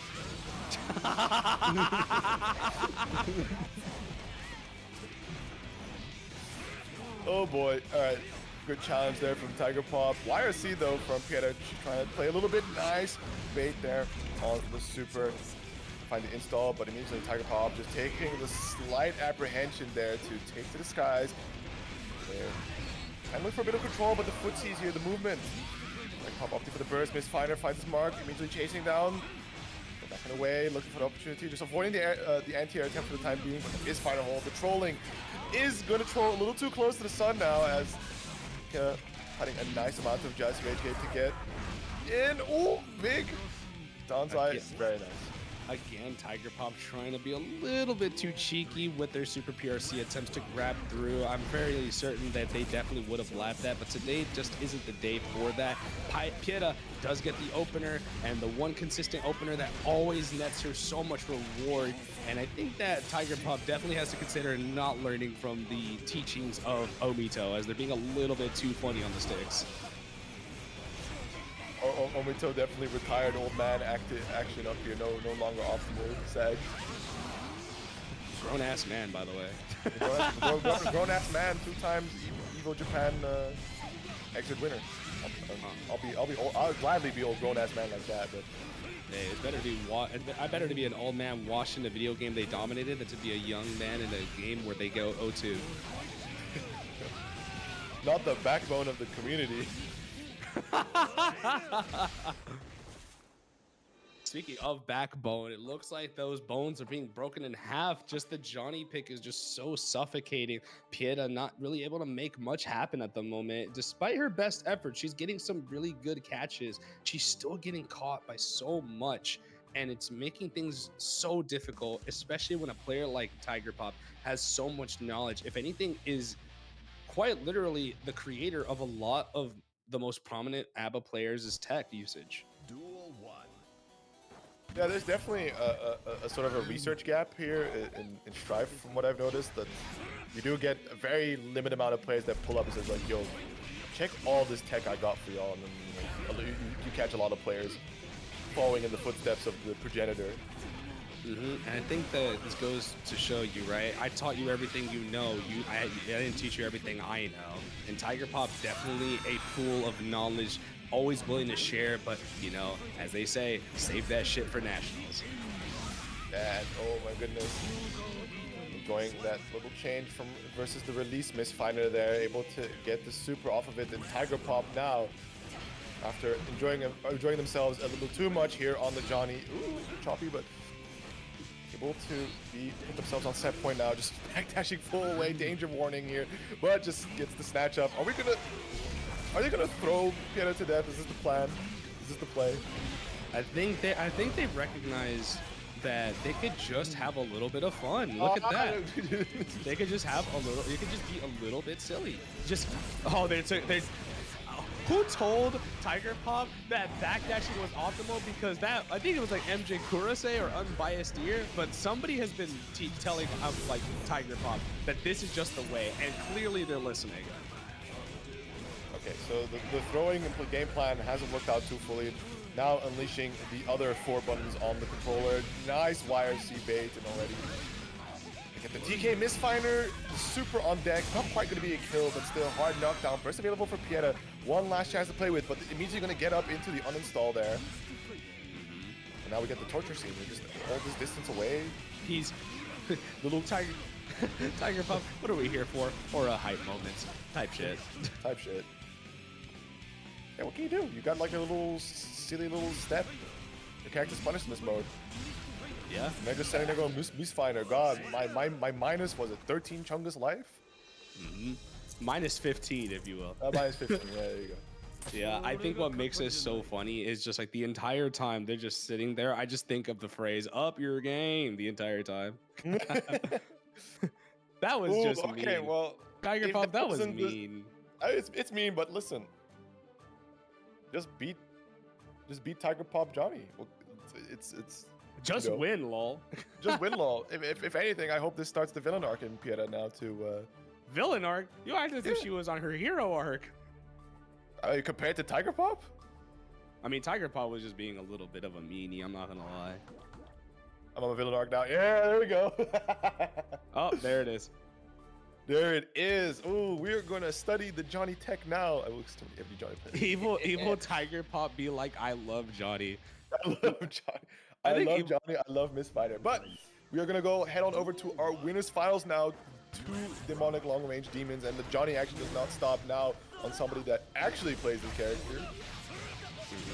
You have a character who's just, you know, on their rotational player usage versus someone who absolutely has nothing but Johnny on the mind. The natural born gambler is on the sticks against the forefather of the Kisuke bloodline. Yeah, very nice challenge there on the card set from PataChu, immediately cashing out into the RTO. Wants to get this wall break, wants to do this hurt, wants to get this hard knockdown, and wants to get this positive meter bonus. Has down to 1 stamina stock, but immediately finding the opening means that none of it's going to have to be used for pressure. It's going to be really, really comfortable here.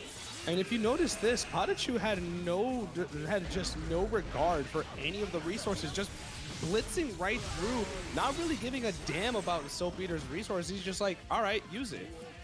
I know you have it, but I don't see you using it. Yeah, That's confidence. That's key. that's key. Yeah.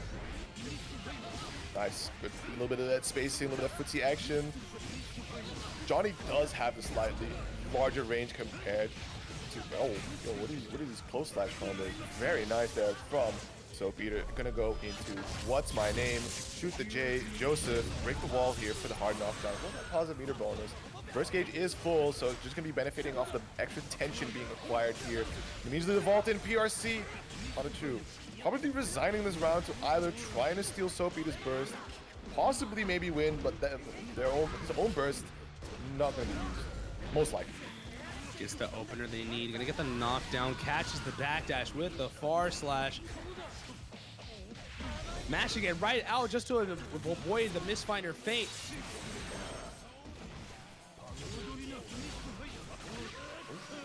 Dancing around. RC off the throw. That was a very shaky. Yeah, he burst. Say burst. That was a shaky one. What a Very nice. grab! That's definitely something to SaltyEU's benefit. They got that young person reaction. You know what I'm saying? They got that unemployment reaction, that I'm younger than 18 reaction, that I can react to it reaction. They could be employed under 18. Let's be for real right now. Let's be so for real right now. Oh my God. Let's be so for real. Guys like us can't hang. I can't believe we inviting NA commentators to slander EU players. Is this the reality of Salty nowadays? You acted as if this isn't true if I'm not here. No proof, no tapes. Rest my case. My fault, Chief. My fault. See, Don, look at that. Just, again, SaltyEU just playing the spacing game so well. Playing the screen, utilizing all that resource to possibly get any opener. They're not afraid to spending the cash. They're gonna have to, especially with this life disadvantage. Excellent 6P here, and already, especially with the wall break now, gonna be shifting the life advantage ever so slightly into Soap's favor, but the whiff punish there from PataChu, using all that stamina to cash out as much as possible, get that corner carry going as well. Nice throw tech from both players. The deal, the RC, the burst on the table, gonna be using it, putting Soap into the corner swaps with the other side. PRC finds Mark. That's gonna be the burst from Soap now, leveraging the long range, able to navigate through the misfinder. 6P anti-air, tension, using the FD there. The whiff punish, oh my goodness, far slash beak driver on a pixel health. PataChu claiming the first game. Is this the omen for how the rest of the set's gonna play out? We're gonna be here for a while. We're going to definitely be here for a while. That is the longest set I've ever seen between two juggernauts of gaming, especially when it comes to Strive. That was one of the longest sets. Given the potency that these two characters can represent, I'm surprised it went on for as long as it did just for game one. This is definitely a sign of things to come. If it goes as level as it has right now, we're going to be here for a good damn while. Solid minutes, and already the respect here shown off by PataChu to just back away from SaltyEU. However, Soap does get that next hit as well as getting the burst here from PataChu while not losing too much screen position. Patience from PataChu, but the opportunity, looking for moments to move around and not really getting the chance to do so. Look at that red health block. SaltyEU is off to a massive start here. The swagger of an unemployed Johnny player just running in their face and just grabbing anything that belongs to you, including that health bar. But the overhead does land successfully. PataChu able to get the wall break. Gonna get a little bit of tension, but I think that's a little bit of tension, no? Or is that health? It's a random buff that no Sin player except for PataChu uses. Because it's just a funny frame carry. Yeah, because the lizard, I think the lizard gives health, no? I nicely done. tell you. Yeah, I sometimes don't remember every time. I know Ice Cream gives tension. I think Lizard gives health. But anyways, PataChu progressing forward. Doesn't get the full confirm. Does have 50 meter on deck. Is going to use it to get a catch off the L cunt. But again, dropping such pivotal hits here and there. Yeah, nevertheless, Raya has that life lead now to play with. The biggest Senga Buster might just shift things around a little bit here. What's my name? Shoot the J. Johannes. Your Honor. Among Us. Look at his health. Holy. Oh, but not deterred, immediately letting that Hawk Baker rip, but just gets snatched up into the TK Misfinder, opting for the burst here. It needs to do so to stay alive, but the deal just barely catching the backdash there, and Soap ties up the set one apiece a little faster though. Okay, so making up for time. I mean, I will say if there's anything that Soap Eater is very accustomed to doing, it's definitely spending the cash and really rolling around with the art of the gamble. But you want to know what else they could do? You know how Johnny flips a coin? That coin is a Matcherino code. If you claim those codes, you too can own a Matcherino code like this and contribute to the bracket. I'm seeing so many codes still left over. Please be sure to claim them as we're almost nearing the final stretches of this bracket. Bonus shout out, if button check happens this year again, you can probably go get yourself a 3D printed coin. Yeah. Yeah, but Rex was going around with the whole event, just flicking it at people. Actual menace. I'm still there. There you go. They're awesome. Yeah, I'll be +7 and just random, just out of nowhere. I'll be +7, and it's infinite. Look at the hell. Look, we talked about damage output from the whiskey bunker, but look at this. Oh, beautiful done. Nice. Fast PRC there off the super pad. Get a bit of inborn frames running, and the Hog Baker bait DP going full punished. Soap Eater just here on a landslide, wants to cement their name. That's also a solid contender here at the SaltyEU bracket, looking to just extend the lead now. Interesting interaction there off of the far slash into 2S. PataChu here with a slight life advantage. Who said you could leave? I love air throws. Welcome back to Xrd anti-air. But speaking of throws, we get a throw off the Elcon. Very aggressive answer back. Gonna cash out immediately into the Joker trick. Gonna play nicely into the party by go straight into positive bonus post wall break situation. Just delaying options to make PataChu think twice about approaching the ever-loving art of the gamble. We do a little bit of hitbox interactions. Big 6B able to catch out the vault there. Ooh, Oh, the empty cancel! Very, very lucky that it was the first early active frames, or the early frames of the far slash there, and I think that was the close slash. I think that was the close slash. Was it? Like, well, either way, it was just, you know, whatever animation, nice and early, you are able to FD it, especially thanks to the super flash, right? Just setting that up nicely for you. So possibly some of the young person reactions from Soap Eater biting them in the ass. Lucky for them, though, PataChu is able to fight back. It has plenty of opportunities to really get things going. Deflection is going to put quite a pivotal amount of distance to really set Soap Eater alight here. But the late active big driver from such a tipper end really gives PataChu enough of a chance to cash in this entire RTL. Gonna spend all of the cash, get so much damage off the table, and PataChu, from seemingly nowhere, the momentum has swung in their favor. Now it is 2-1. Soap Eater is trailing. It's a devious one, right? At any minute there comes the ever devious PataChu to just steal one away from you. No, Ratch being distracted by Balatro. It's PataChu 2-1. I just saw that too. I swapped it. They swapped it. There you go. Ooh, this Balatro action not looking good for you, boss. Anyway. I love Guilty Gear. I love Balatro. Ooh, that Guilty Gear. Ooh. Okay, what you talking about? I'll get you good, buddy. We gonna get you fired. Nicely done. Get the early wall break as well. PataChu first 10 seconds on the clock and already doing a lot more than they were capable of doing in the first round of this game. Already putting quite a stellar performance and forcing Soap Eater to really reconsider their approaches. Okay, RC for RC action. Each player doing a slight money spread here to show who got more racks. Is still PataChu with the health spread here, though. Gradually. Are we really going band for band, but with health bars? Like, is that what we're doing? That's how neutral plays out. Yeah, that's crazy, bro. Hey, yo, show me that. Do the full health bar spread on your arm. Say like, yo, who got the more? It's like, I got more. You have to come to my house. Are you telling me that like positive bonus is just show me the money spread low, bro? Like, is this what we're doing? I mean, if I see two RCs used back to back, it's a money spread. It really is just an aura and hype moments. Speaking of which, Oh, yeah, big 2P there, and PataChu now set point. Pretty decent here on the burst gauge compared to Saltpeter, so very close to getting it back online.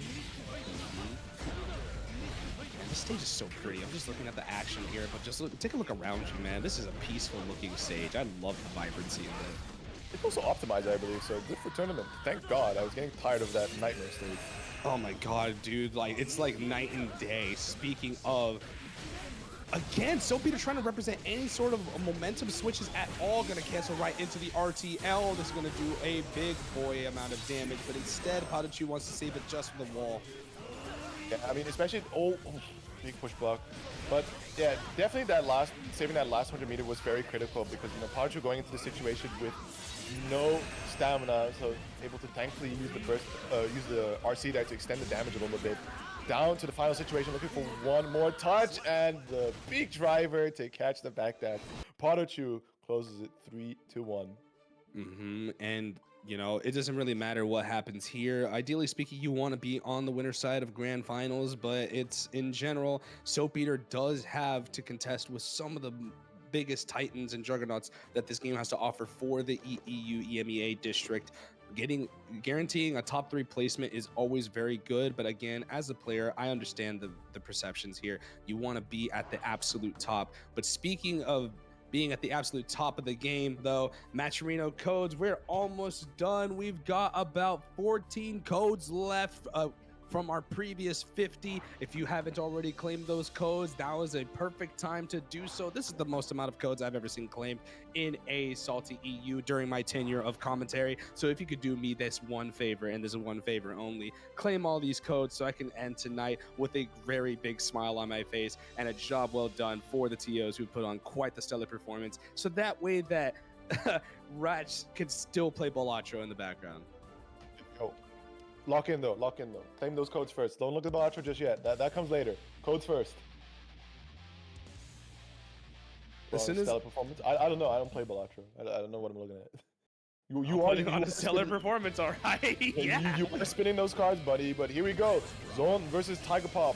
How knowledgeable is Tiger Pop about this matchup? And already we see a lot of aggressive air dashes, and Zone still able to just move around very nicely. Good 6P, able to control. The sword comes down from the heavens. The heavenly mandate. And what an explosive opening. We are barely into the 80-second mark there. Yeah, I know. I feel you're going to use the Elden Ring mix like you lovingly call it. And here we go. Gets the wall breaking off the Deus Ex Machina. And to further prove your point, in terms of knowledge of the character, I would imagine they had plenty of time to like really get insight when they were visiting America at the time, when they were playing a TNS, having to fight against SQ. The double slam, though, they were not ready for that. The double slam, thank you, ma'am, and gets tapped just to the end. You know Zone is just trying to play any trick in the book to open up a juggernaut. I mean, Zone really like just showing off the tension spread that they build up there, just immediately 2 RC slams. Oh, get shimmied. Ooh. That's painful. First applied. Deus Ex Machina, bullets reloaded, full on the focus gauge, hard knockdown, tension, positive meter bonus, one more hit. Couldn't ask for better. I think that one in particular was a little personal. I think if I'm Tiger Pop, I could see a little bit of pettiness coming in from that little bit of a segment. You could definitely see a little bit of vitriol coming out from that gameplay. And Zone is going to be falling victim to this rather aggressive mindset that Tiger Pop is representing from the early get-go. And he's going to get that wall break with emphatic fashion. Ooh, okay, gold burst. I'm gonna get the punish, but still denying the positive meter bonus. The esoteric BRC. Yo, you're being too esoteric right now. Okay, maybe Tiger Pop someone needs to check Tiger Pop's bloodstream. I think they're on performance enhancers, the way they're just kind of tweaking out on the sticks. They're using, you got Zones showing off their tension spread, and PataChu just shows off their burst spread, I guess. Just goes like, yo, what if double wild assault? And they do just get away with it, taking the first game. just where's the money spread, little bro? show me how you use those resources. Let me see you belligerently just cash out those resources. Bro, me when I Max go 10 to credit cards of RC. me when I go to local and I win a grand total of $5, show me the money spread, little bro. Real. I'll spread all 5 of those single dollar bills. Oh hell yeah! They just give you one singular $5 bill. Hey, whatever. Can I trade these for ones? I need to make a funny picture. I need to make a funny picture. Ooh, big Goomba Stomp. Good opening here for Tiger Pop. There we go, already juggling. Going for a little slump reset action to the gunshot. Interesting to see that they opt to go for the drop instead there rather than cash out for Deus Ex Machina and get those bullets back on the table. But we're down to possibly the final 1 or 2 touches that Tiger Pop needs here, or just a wake-up throw will do too. Tiger Pop already willing to just kind of throw caution to the wind, is not too perturbed whatsoever, wants to get that run back with Soap Eater. Clearly they're out for blood. They see their arch nemesis waiting in the loser's final slot and they think, I've got to be the one to put him down. Do it, I gotta do it. Just tuck him out of the corner, give him a chance, taco kick, and that is foul. That is some kind of Eldritch mix-up, pushing you back to the other side. Like Zone getting caught out by the game, just going like, yo, hold this 50-50, you will never guess. We talk about ambiguous mixes, bro. The tweet that SQ put out will always get to me. It's like, somebody made a tweet. What's a matchup that you've labbed and that you know so much about, but it progressively gets worse the more you lab it? And it's just SQ saying, happy chaos. I've played this character against this character for 4 years.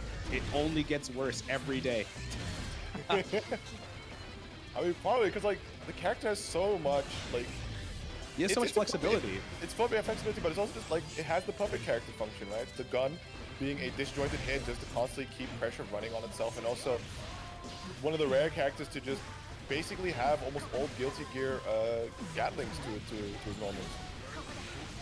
I think the most important part of the flexibility, right? And while we're speaking about it, we are acknowledging the very huge red health bar that is tied to our Tiger Pop's name. There is that dynamic of just being able to access so many parts of the screen and just be able to kind of have such flexibility in terms of how you approach the neutral game. Granted, this does change the landscape based from matchup to matchup, but just the opportunity to run game at your own discretion is a very powerful tool, and being able to make every hit last is great work, as Tiger Pop is looking to immediately rectify the mistakes of the previous round. You say all that, but it's not cool when Zato plays. You need to see. I mean, I never said it was cool. I'm just pointing out the obvious. Yeah, it was like, get this Zato character out of here. Oh shit, the upwards gunshots?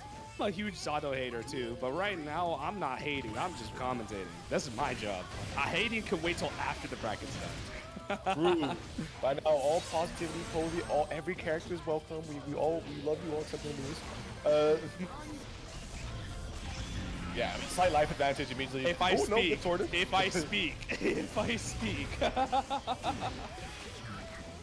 Nice. What's the mix? BRC? I didn't block any of that. I'll be honest with you, Younger. I didn't block. I had no idea what the ever devious Tiger Pub was up to there, Mr. Cap. But like that, BRC missed JS, go low, and Zone's brain exploded. That was awesome. I watched I'm pretty sure I could make more sense out of a Balatro game than I did out of what just happened there. I don't even know Balatro whatsoever. Is the set done? Oh, right. Wait, is it? Am I tweeting? Ratch! I don't know. I'm looking at this 2-0 as well. They're saying GG's. This is 2-0. Hold on. Is this another PataChu situation again? No, I don't think this was Ratchet's fault. I blinked too. I swear it was 2. I swear it was 2. Yeah, it was just 2. Hold on. Wait a minute. I hear you. Yes, I know you hear me, PataChu. We're not letting you live this down. We still remember to plays Elfelt second game, leaves thinking he lost into, oh, I'm stupid, into reverse 3-0. Classic ice out. I'm gonna try to help Ratch out here real quick. Peep the VOD. You have Shadow Play?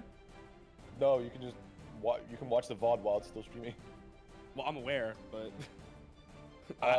PataChu, right? We love you, PataChu. It's all good. It's all out of love, brother. Oh no, it was 3 apparently. Okay, so it just went by so fast. It just went by really, really fast. Okay. Yucker, I think we might be too old for this. Are we? Oh, let me see. I see the Balatro. Then I see a wall break. I see round go to zone. Get a perfect back to Tiger Pop. Tiger Pop should kill here. Yep. Game 1 is noted. Goes to game 2. Yeah, we're just doing a quick little Game check 2? here. Do apologize for the Yeah, delay. it was 3. It was 3. We missed. We didn't count game 2. Okay, so we just never like properly addressed game 2. Okay, this is why we can't. This is why yapping as a commentator is hard, because you got to be aware of your own thoughts while also maintaining the thoughts of what's going on in the game. It is yeah. You know, inflation's crazy. Don't forget to buy your local commentator some water or something. I don't know. We for put sure. on hard work and shit. If you can. We're not the least important thing in FGC space. We have so many commentators, bro. You gotta feed us all. Hey, if you ever see Yucker or any of the people over at SaltyEU, if you see a TO that you recognize, a commentator, a player, and they don't really have the capacity to buy food because they're spending money on travel, bro, don't be afraid to ask if they like to offer them a meal, man. Yeah. Or like, just let them know, like, hey, dude, I got you, man. Like, I understand you got things to do. Yeah, I saw Deck. Yeah, I saw Deckno yesterday. He offered me no food. That's crazy.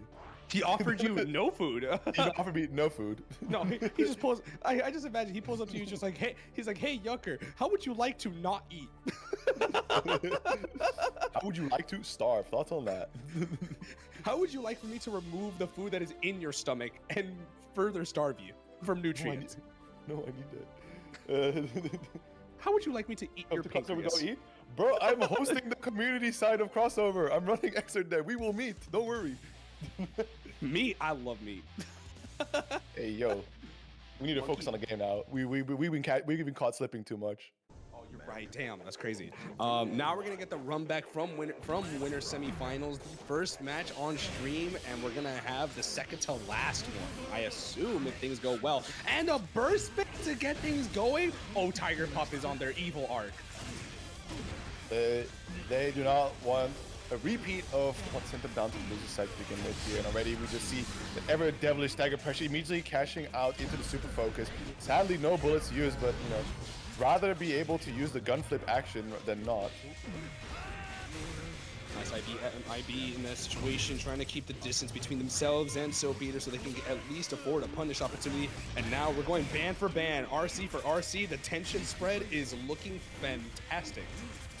Yeah, the bullet spread on the side of Tiger Pop a little weak right now, but oh my goodness.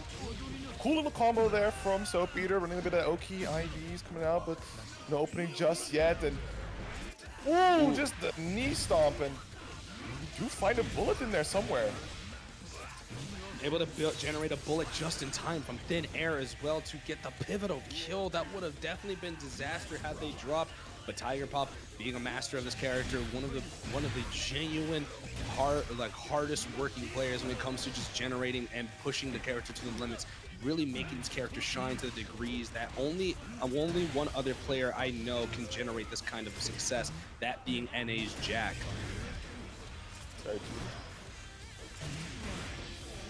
Very nice, a little bit of that air footsie action.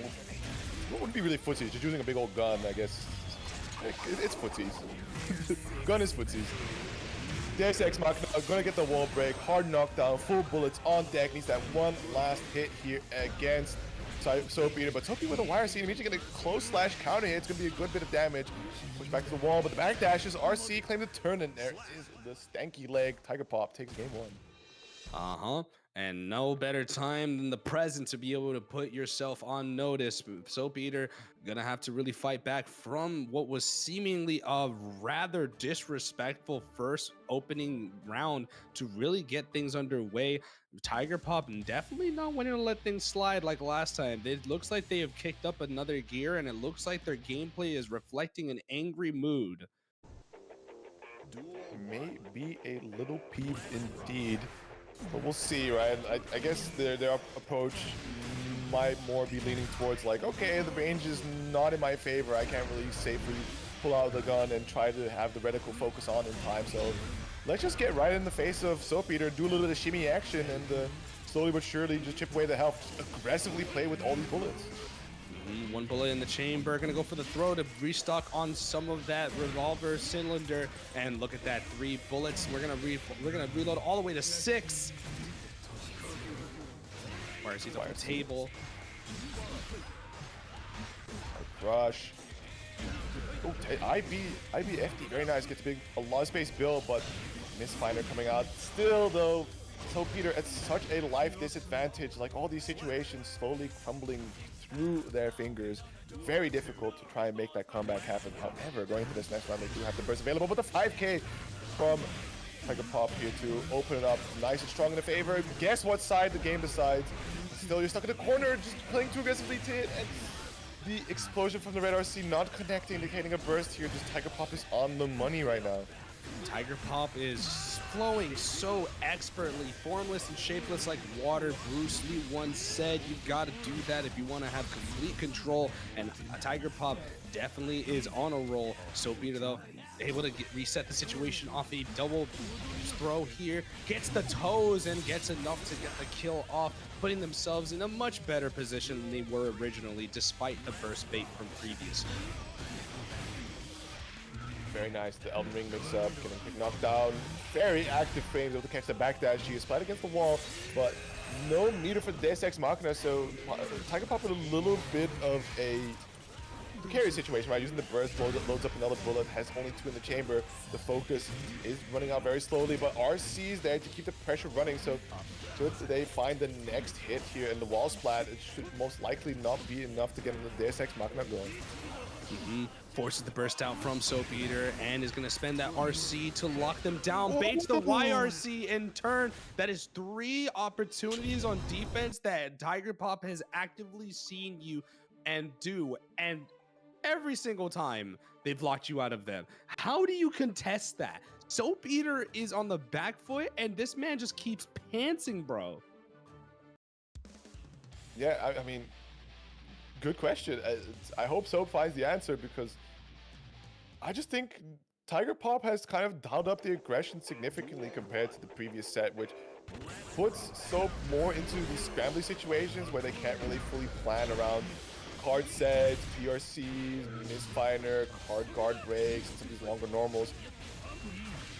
It's kind of putting them in unfamiliar spots compared to before. I think what makes this even worse, right, is you're starting to see a lot more desperation from Soap Eater, is that a lot of their game plan, there's an old saying that goes, everybody has a plan until they get punched in the mouth, and so far it seems like Soap Eater is just a little bit disoriented, still hasn't really recovered since then, and Tiger Pop is just willing to throw hands with the best of them at the moment.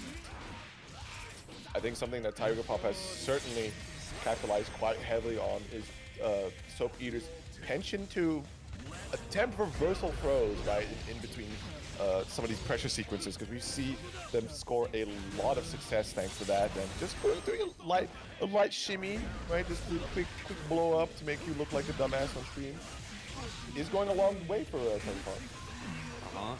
Gonna try to use the whiskey bunker to try and catch Tiger Pop sleeping at the wheel. Gets the tiger knee off of the overhead misfire and gets a perfect round 2 to probably make this into a longer stretch of the set, but gets caught by the stray whiff bullet. Nice 2P challenge there. I mean, so many times Soap Eaters has suffered under the very oppressive game plan there from Tiger Pop, so might as well just challenge, right? If you're gonna lose a lot of tension gauge trying to go for FD or health, any stray hit that Tiger Pop acquires, you might as well just try and challenge here and there. utilizing all the resources they can to lock him down. This is definitely a lot better from Soapbeater. Gonna bait the YRC in tow, finally gets the message back, able to return one of those in kind, return to sender. Soapbeater is now back in the game, at least for one more match, at least. Certainly. So we can still see what happens when Soapbeater is able to get a grip on Tiger Pop here, right? Just be the conductor of the overall game state, right? The neutral, the pressure sequences, and you just see Tiger Pop blow up. So that is why Tiger Pop has been dialing up the aggression quite significantly here. Just to push in there, right? Send them flying, put them into reset, try to get these curse supplied, and overall just put Soapbeater in a very difficult position where they aren't in control. But speaking of control, there's absolutely nothing to their name. We do see the resources just pile back on. Again, aggressive control, pushing forward. Soapbeater is not willing to let this die just yet. He may be down, but he's not out permanently. Gets the catch off the non-counter hit, close slash, and already evens out the life bars with some steady resources to their name. Oh, very nice low, but can it be Tiger Pop going for the burst there? 6P anti-air gets the curse set up, full reload, action runs in, and the Elden Ring mix-up hooks up a little bit again, and the Elden Ring mix-up yet once more. Oh, they them? My mistake. That's my fault. I'm sorry.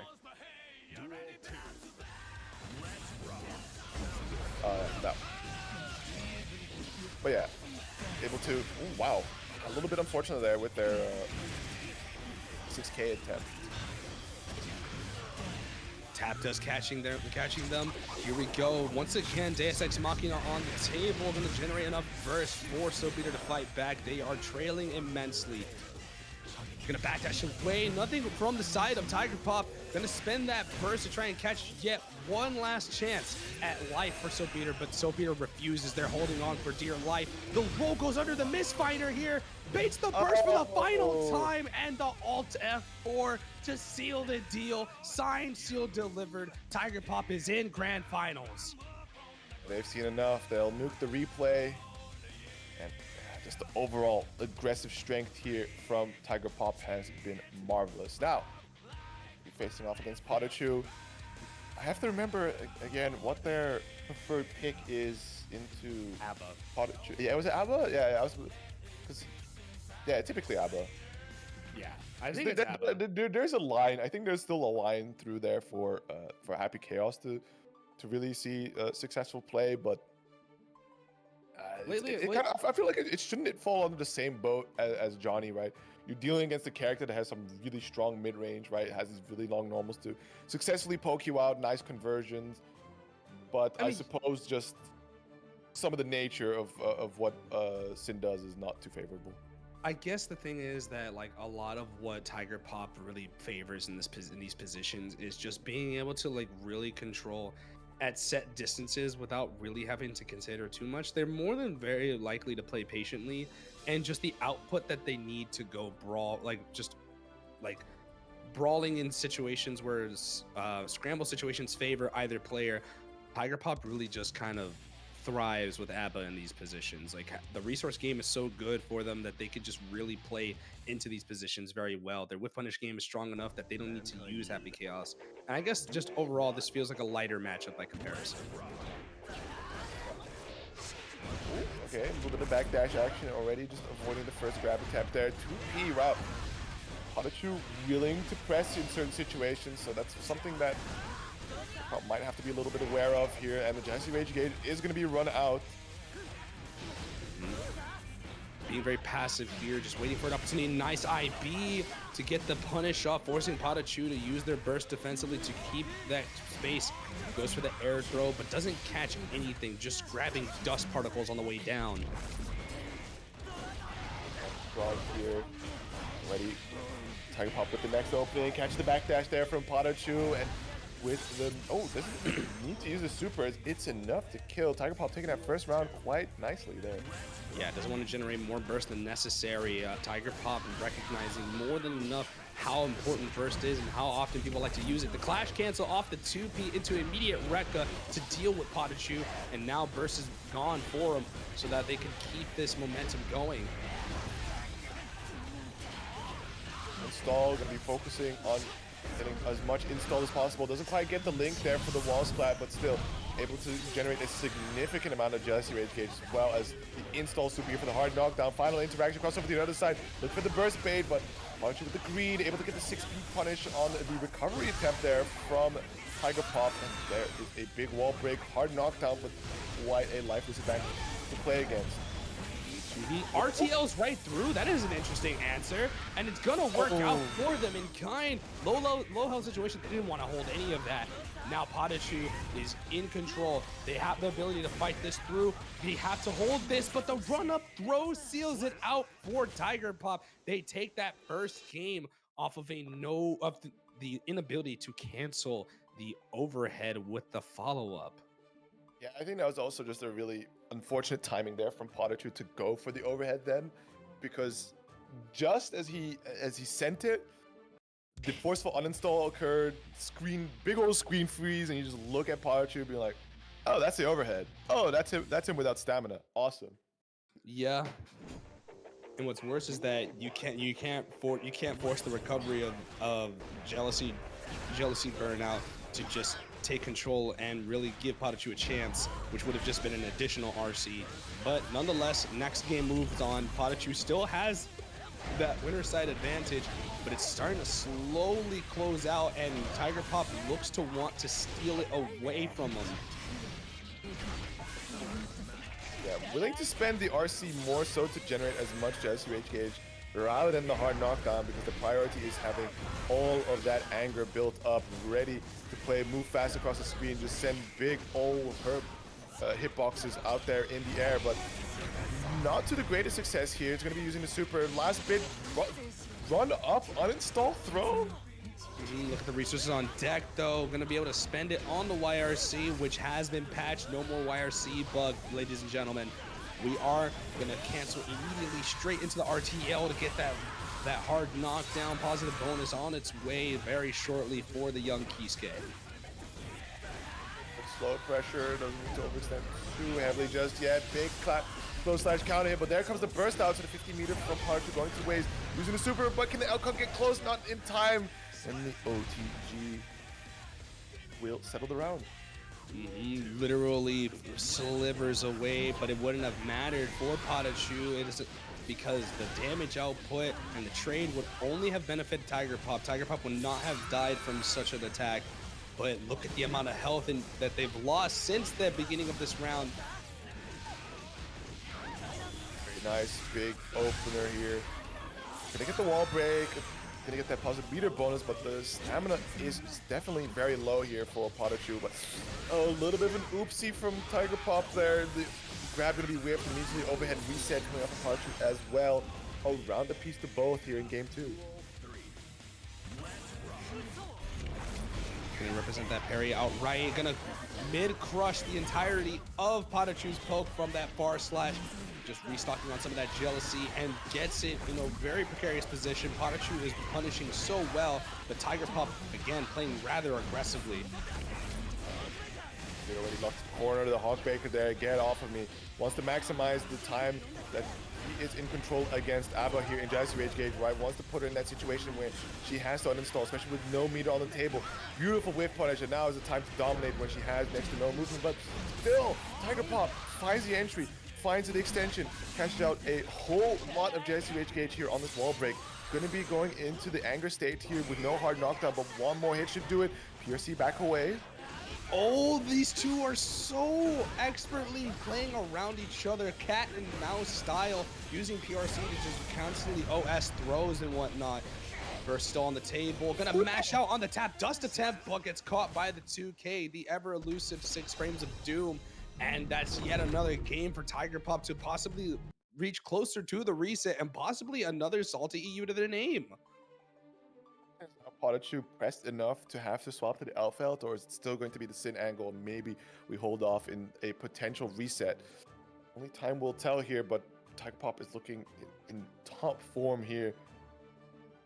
I was a little worried that it was going to be like Tiger Pop was not going to make a return at all to the grand finals, but whatever happened when we first saw them on stream has definitely been shaken off here, as they are looking like to be in tip-top shape. Yeah, ever since I think going down to the loser's side like unlocked a little bit of a demon inside of them, and I can recognize a demon like coming back summoned up from the depths below, and it looks like they are ready to brawl and they are out for blood, a vengeance if you will. Yep, the funny corner carry. I didn't quite get the 2K extension there, but still it's okay. So Tiger Pop almost to the other side of the screen there. The wall splat is coming up into the wall break, and we are in a very fine situation indeed. One full stamina bar to play with no Jesse Rage Gauge on the side of A.B.A, and still Tiger Pop just sends it and is able to find a hit there, immediately cashing out as much as possible to find as much Jesse Rage Gauge as possible. Just sends in the overhead as well into the wall break. No hard knockdown, but she is angry. PataChu gonna use that BRC, gonna outperform any sort of crazy opportunities that Tiger Pop has, and PataChu being very well vigilant is going to seal that away, and it looks like we finally have the set that PataChu was wanting to deliver earlier on. Well, counter chickens too fast there as one. I'm sorry, what? We just downside to Hawk Break. Don't worry about it. What is it, Dragon Ball Fighters? Just don't worry about it. We just downside to Hawk Break. Whoa! Okay, that one I'm concerned about. I wasn't even concerned about the Hawkbaker losing. I was concerned about the fact that it swapped up twice in the same combo. Look at this go. PataChu is draining, and now both rounds are level. Tiger Pop 1 round away from getting the reset and potentially taking this to a much more highly intensive set. Nice Hawkbaker busting out there. PataChu, that would have been a control. Elcon for the chase down, but first coming out, the Tiger Pop safely uninstalls, right? Conserves a little bit of Jesse Rage Gauge, should be able to return whenever they need, but certainly looking for some more to play for with it a little longer. But tries to go for the Hail Mary once more, but this time PataChu is perfectly spaced up for the big punish. RTL, wall break, getting that positive meter bonus as well. The hard knockdown, empty jump for the throw. Oh, nicely done. If you saw that, just being able to OS whatever situation comes with off that PRC. And there we go, gets caught. PataChu representing a very similar mind game here and just wasting as much of that resources available. Gonna go for the throw PRC. Tiger Pop just in time before the whip punish was able to have access to their health bar. A little hairy here. It's going to be PataChu close and yeah, that will do it. PataChu does put one on the board, and maybe, possibly, potentially finding his footing here in this matchup. I mean, if it's going to be a slow burn type of adjustment, thankfully PataChu is in the winner side of the grand final, so they do have that room of a reset for another minimum of 3 games to really sort of like, or at least like, I mean, more like 2 games to properly lock in there and get a stronger feel of how to approach Tiger Pop here. And to answer your question earlier, Jack, I just saw it. He played, Tiger Pop played Soap Eater with the Happy Chaos.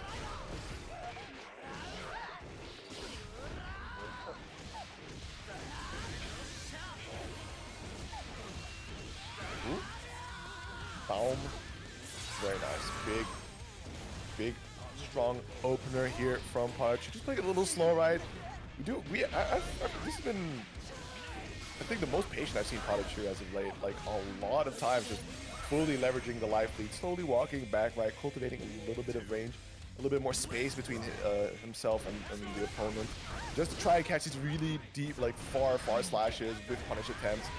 Leveraging the absolute space control monster that is Kiss.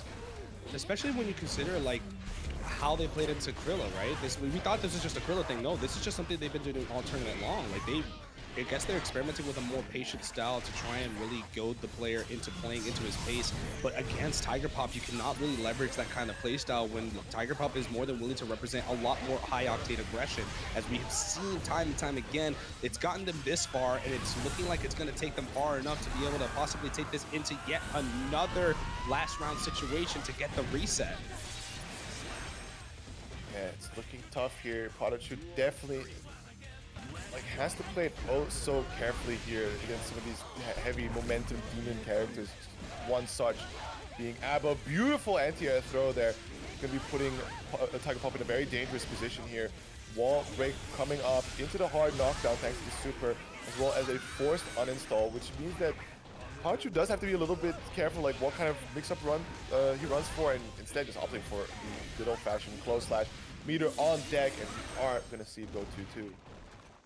Game 5 scenario. It looks like the gears are finally turning. No pun intended. PataChu finally got all the intel they needed. And again, these are regular like juggernauts of this tournament series. You would imagine these guys have been going back and forth every single time at every single convenience.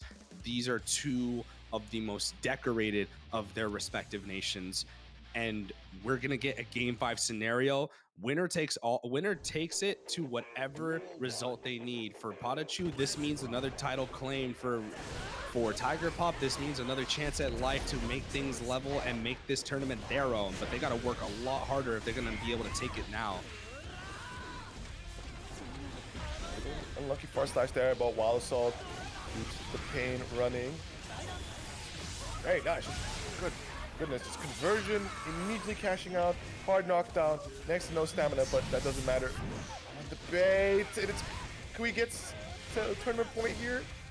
It will do. Yeah, the pain train waits for no one, and that is just unfortunate as Tiger Pop has been leading so tremendously, but the momentum is starting to sway. The pendulum is swinging. They've got their chances of victory are starting to slip away little by little, but the overhead catch from Tiger Pop is going to send PataChu into possibly an early grave if this interaction post wall break suits them up nicely. Back dashes away 5 feet.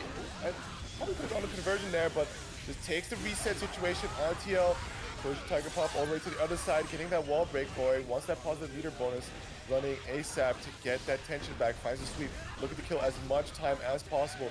Drain Tiger Pop of that Jealousy Rage gauge, and going to get the forceful uninstall that he was looking for here. Look at the tension he gets to play with. Guard Crush, looking for the overhead stomp. Back dashes away from the throw attempt, but the PRC there to cover for the error. Does do a quick frame kill on the eat. Almost gets a whiff punish on the 2P whiff attempt there. First is still available for PataChu, and the stamina is kicking back up. Chases down, but not enough for that final cancel. Wallace wants to keep a little bit more. The IBFD is so crazy, but the JH catches so deep from the IAD back. PataChu takes yet another crown here in SaltyEU. Your champion this week of the 139th entry. We have PataChu claiming yet another crown in a very close affair from the reverse 3-0. That was something to evil SaltyEU background. Okay, there it is. That was something to come back from, because it was looking like we were gonna be here for a minute. Tiger Pop was just on point. Quick 2 games to their name, and then we're just like, oh, reset time, right? Does PataChu find the footings? Okay, game 1 achieved, cool. Get a little bit of ground. Game 2, okay. Still going a little back and forth there, but should have gone a little longer. I think PataChu just had the number there towards the end, but it was cut short, and it was going to end on 3-2. PataChu comfortably sitting in that winner's side. No resets allowed. Yeah, I mean, as much as it would have been entertaining to watch that second set, I think more importantly than anything, you don't want to let it go on longer than necessary. Too much of a good thing could be bad for you. And for PataChu, I think they definitely don't want to have to go much higher than they need to do. So a victory nonetheless, a game 5 thriller. And for PataChu, they'll take this result with a big smile on their face, taking it under the crown and taking tonight's prize pool to their bank account. I think anybody would be proud of their performance here, especially this top 8 has been very fantastic. We saw some really great stuff from players. We saw the debut of Bruhich, and we got to see more of some regular faces and some regular names. So the community is growing. There's a lot of cool stuff going around, and there's a lot of new blood really showing their faces around these parts. And I can't wait for EVO to show up so I can see even more names come out of nowhere. If last year was any indication of the era we're working into, I can't wait to see what kind of faces we see occupying that top 6 slot for Guilty Gear Xrd. On my hands and knees, PataChu cannot be sick for the next NA major. Please, dog. But yeah, I also want to... I did see that when he tweeted that out, he couldn't go to EVO because of it. Yeah. Like, I think he missed a couple like really big events because his health wasn't all there. But yeah. Quick last reminder: 5 codes left to be claimed. Come on, hop in there, get on there, Get PataChu his bag. Hurry up. Let's go. Okay, cool. And I also fellow country person want to extend my congratulations to pietaa making to that top 5 cut. That is always great to see. Love seeing my flag up high there.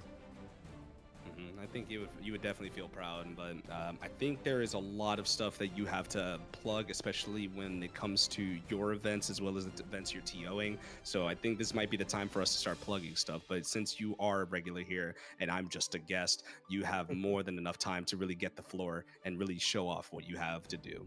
Yeah, so as already on the screen, crossover. Yo, who wants more Germany action? Because I do. I'm gonna be there hosting some Guilty Gear Xrd as well as run a little Chaos Corner. I got some interesting games planned, and a small sneak peek is there will be a Jenga bracket if that speaks your fancy. So we're gonna play some first to one Jenga. Other than that, we got your staple major games: Tekken 8, Street Fighter, Guilty Gear Strive, of course, Grand Blue Fantasy versus Rising, Smash Brothers Ultimate, and Fatal Fury. So do head on over. It's about a month away. Crossover has been really great. Also, the TOs have been fantastic to me, helping me, allowing me to organize around this. They are in their late bird phase of signups, however, but you'd win. Prove it. Pull up, gang. ZF will be there for sure. We got some numbers, we got some gang pulling up, so it's gonna be a good one. Gonna be a very fun one. And then after that, August is also just packed because like off the crossover, right? VSF. Also a big one to look out for. Tournament season is in full swing. Yeah, I definitely am very happy to hear it for you, because it's like Yucker, every time we've been here, it has been a very huge delight. It has been a fantastic road that we've journeyed across together. And though we are from separate parts of the planet, I think it's always so great to be part of this community and be part of the commentary team. And before I do get to plugging, because I assume you're finished, right? I am finished, yes. Yeah, I do want to say that, it is going to be a little bit more emotional for me, because lately it's been very difficult for me. You guys are very well aware of my situation at home. I've been very, very much been struggling with this move. We have had a very difficult time going from California, my home for 25 years, to being in Florida. It's been a hard transition, and even now financially, I'm still having a very tough time trying to get situated.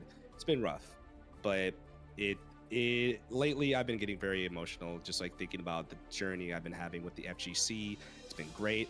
You guys have been a fantastic community. This place has been a home to me. It has been a very lovely place. And despite all the negativity, this community and this just generally speaking, the whole community as a whole, not just Guilty Gear Strive, not just Under Night, not just Tech, whatever. It's the whole community.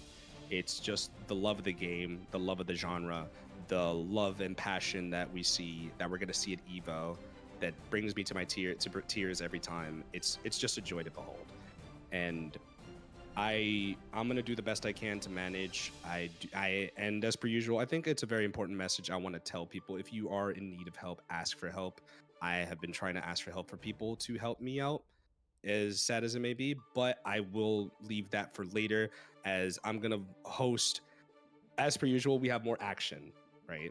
It's not all doom and gloom for me. I'm always hosting action and always bringing up a lot more fight in me. Whereas we have Howling Hostility tomorrow at 8 p.m. CEST.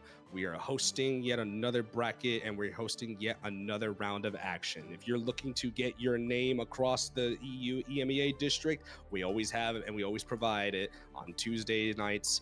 You guys can show your names out. We see some regular names we've already seen here in tonight's bracket. We saw Son, we saw pietaa, we saw various different people. If you guys are interested in putting your names in there, show up, show out, have a great time. And even if you don't play in EU and you are watching from the North American division, you have the opportunity on Tuesdays too, as we have Misfit Brawl later at 7 p.m. EST. We host Misfit Brawl for the 18th entry to the series. If you are looking forward to putting more of your efforts to good use and you want to get some early tournament practice before EVO, always pull up. You could always show out. You could always show a lot of effort.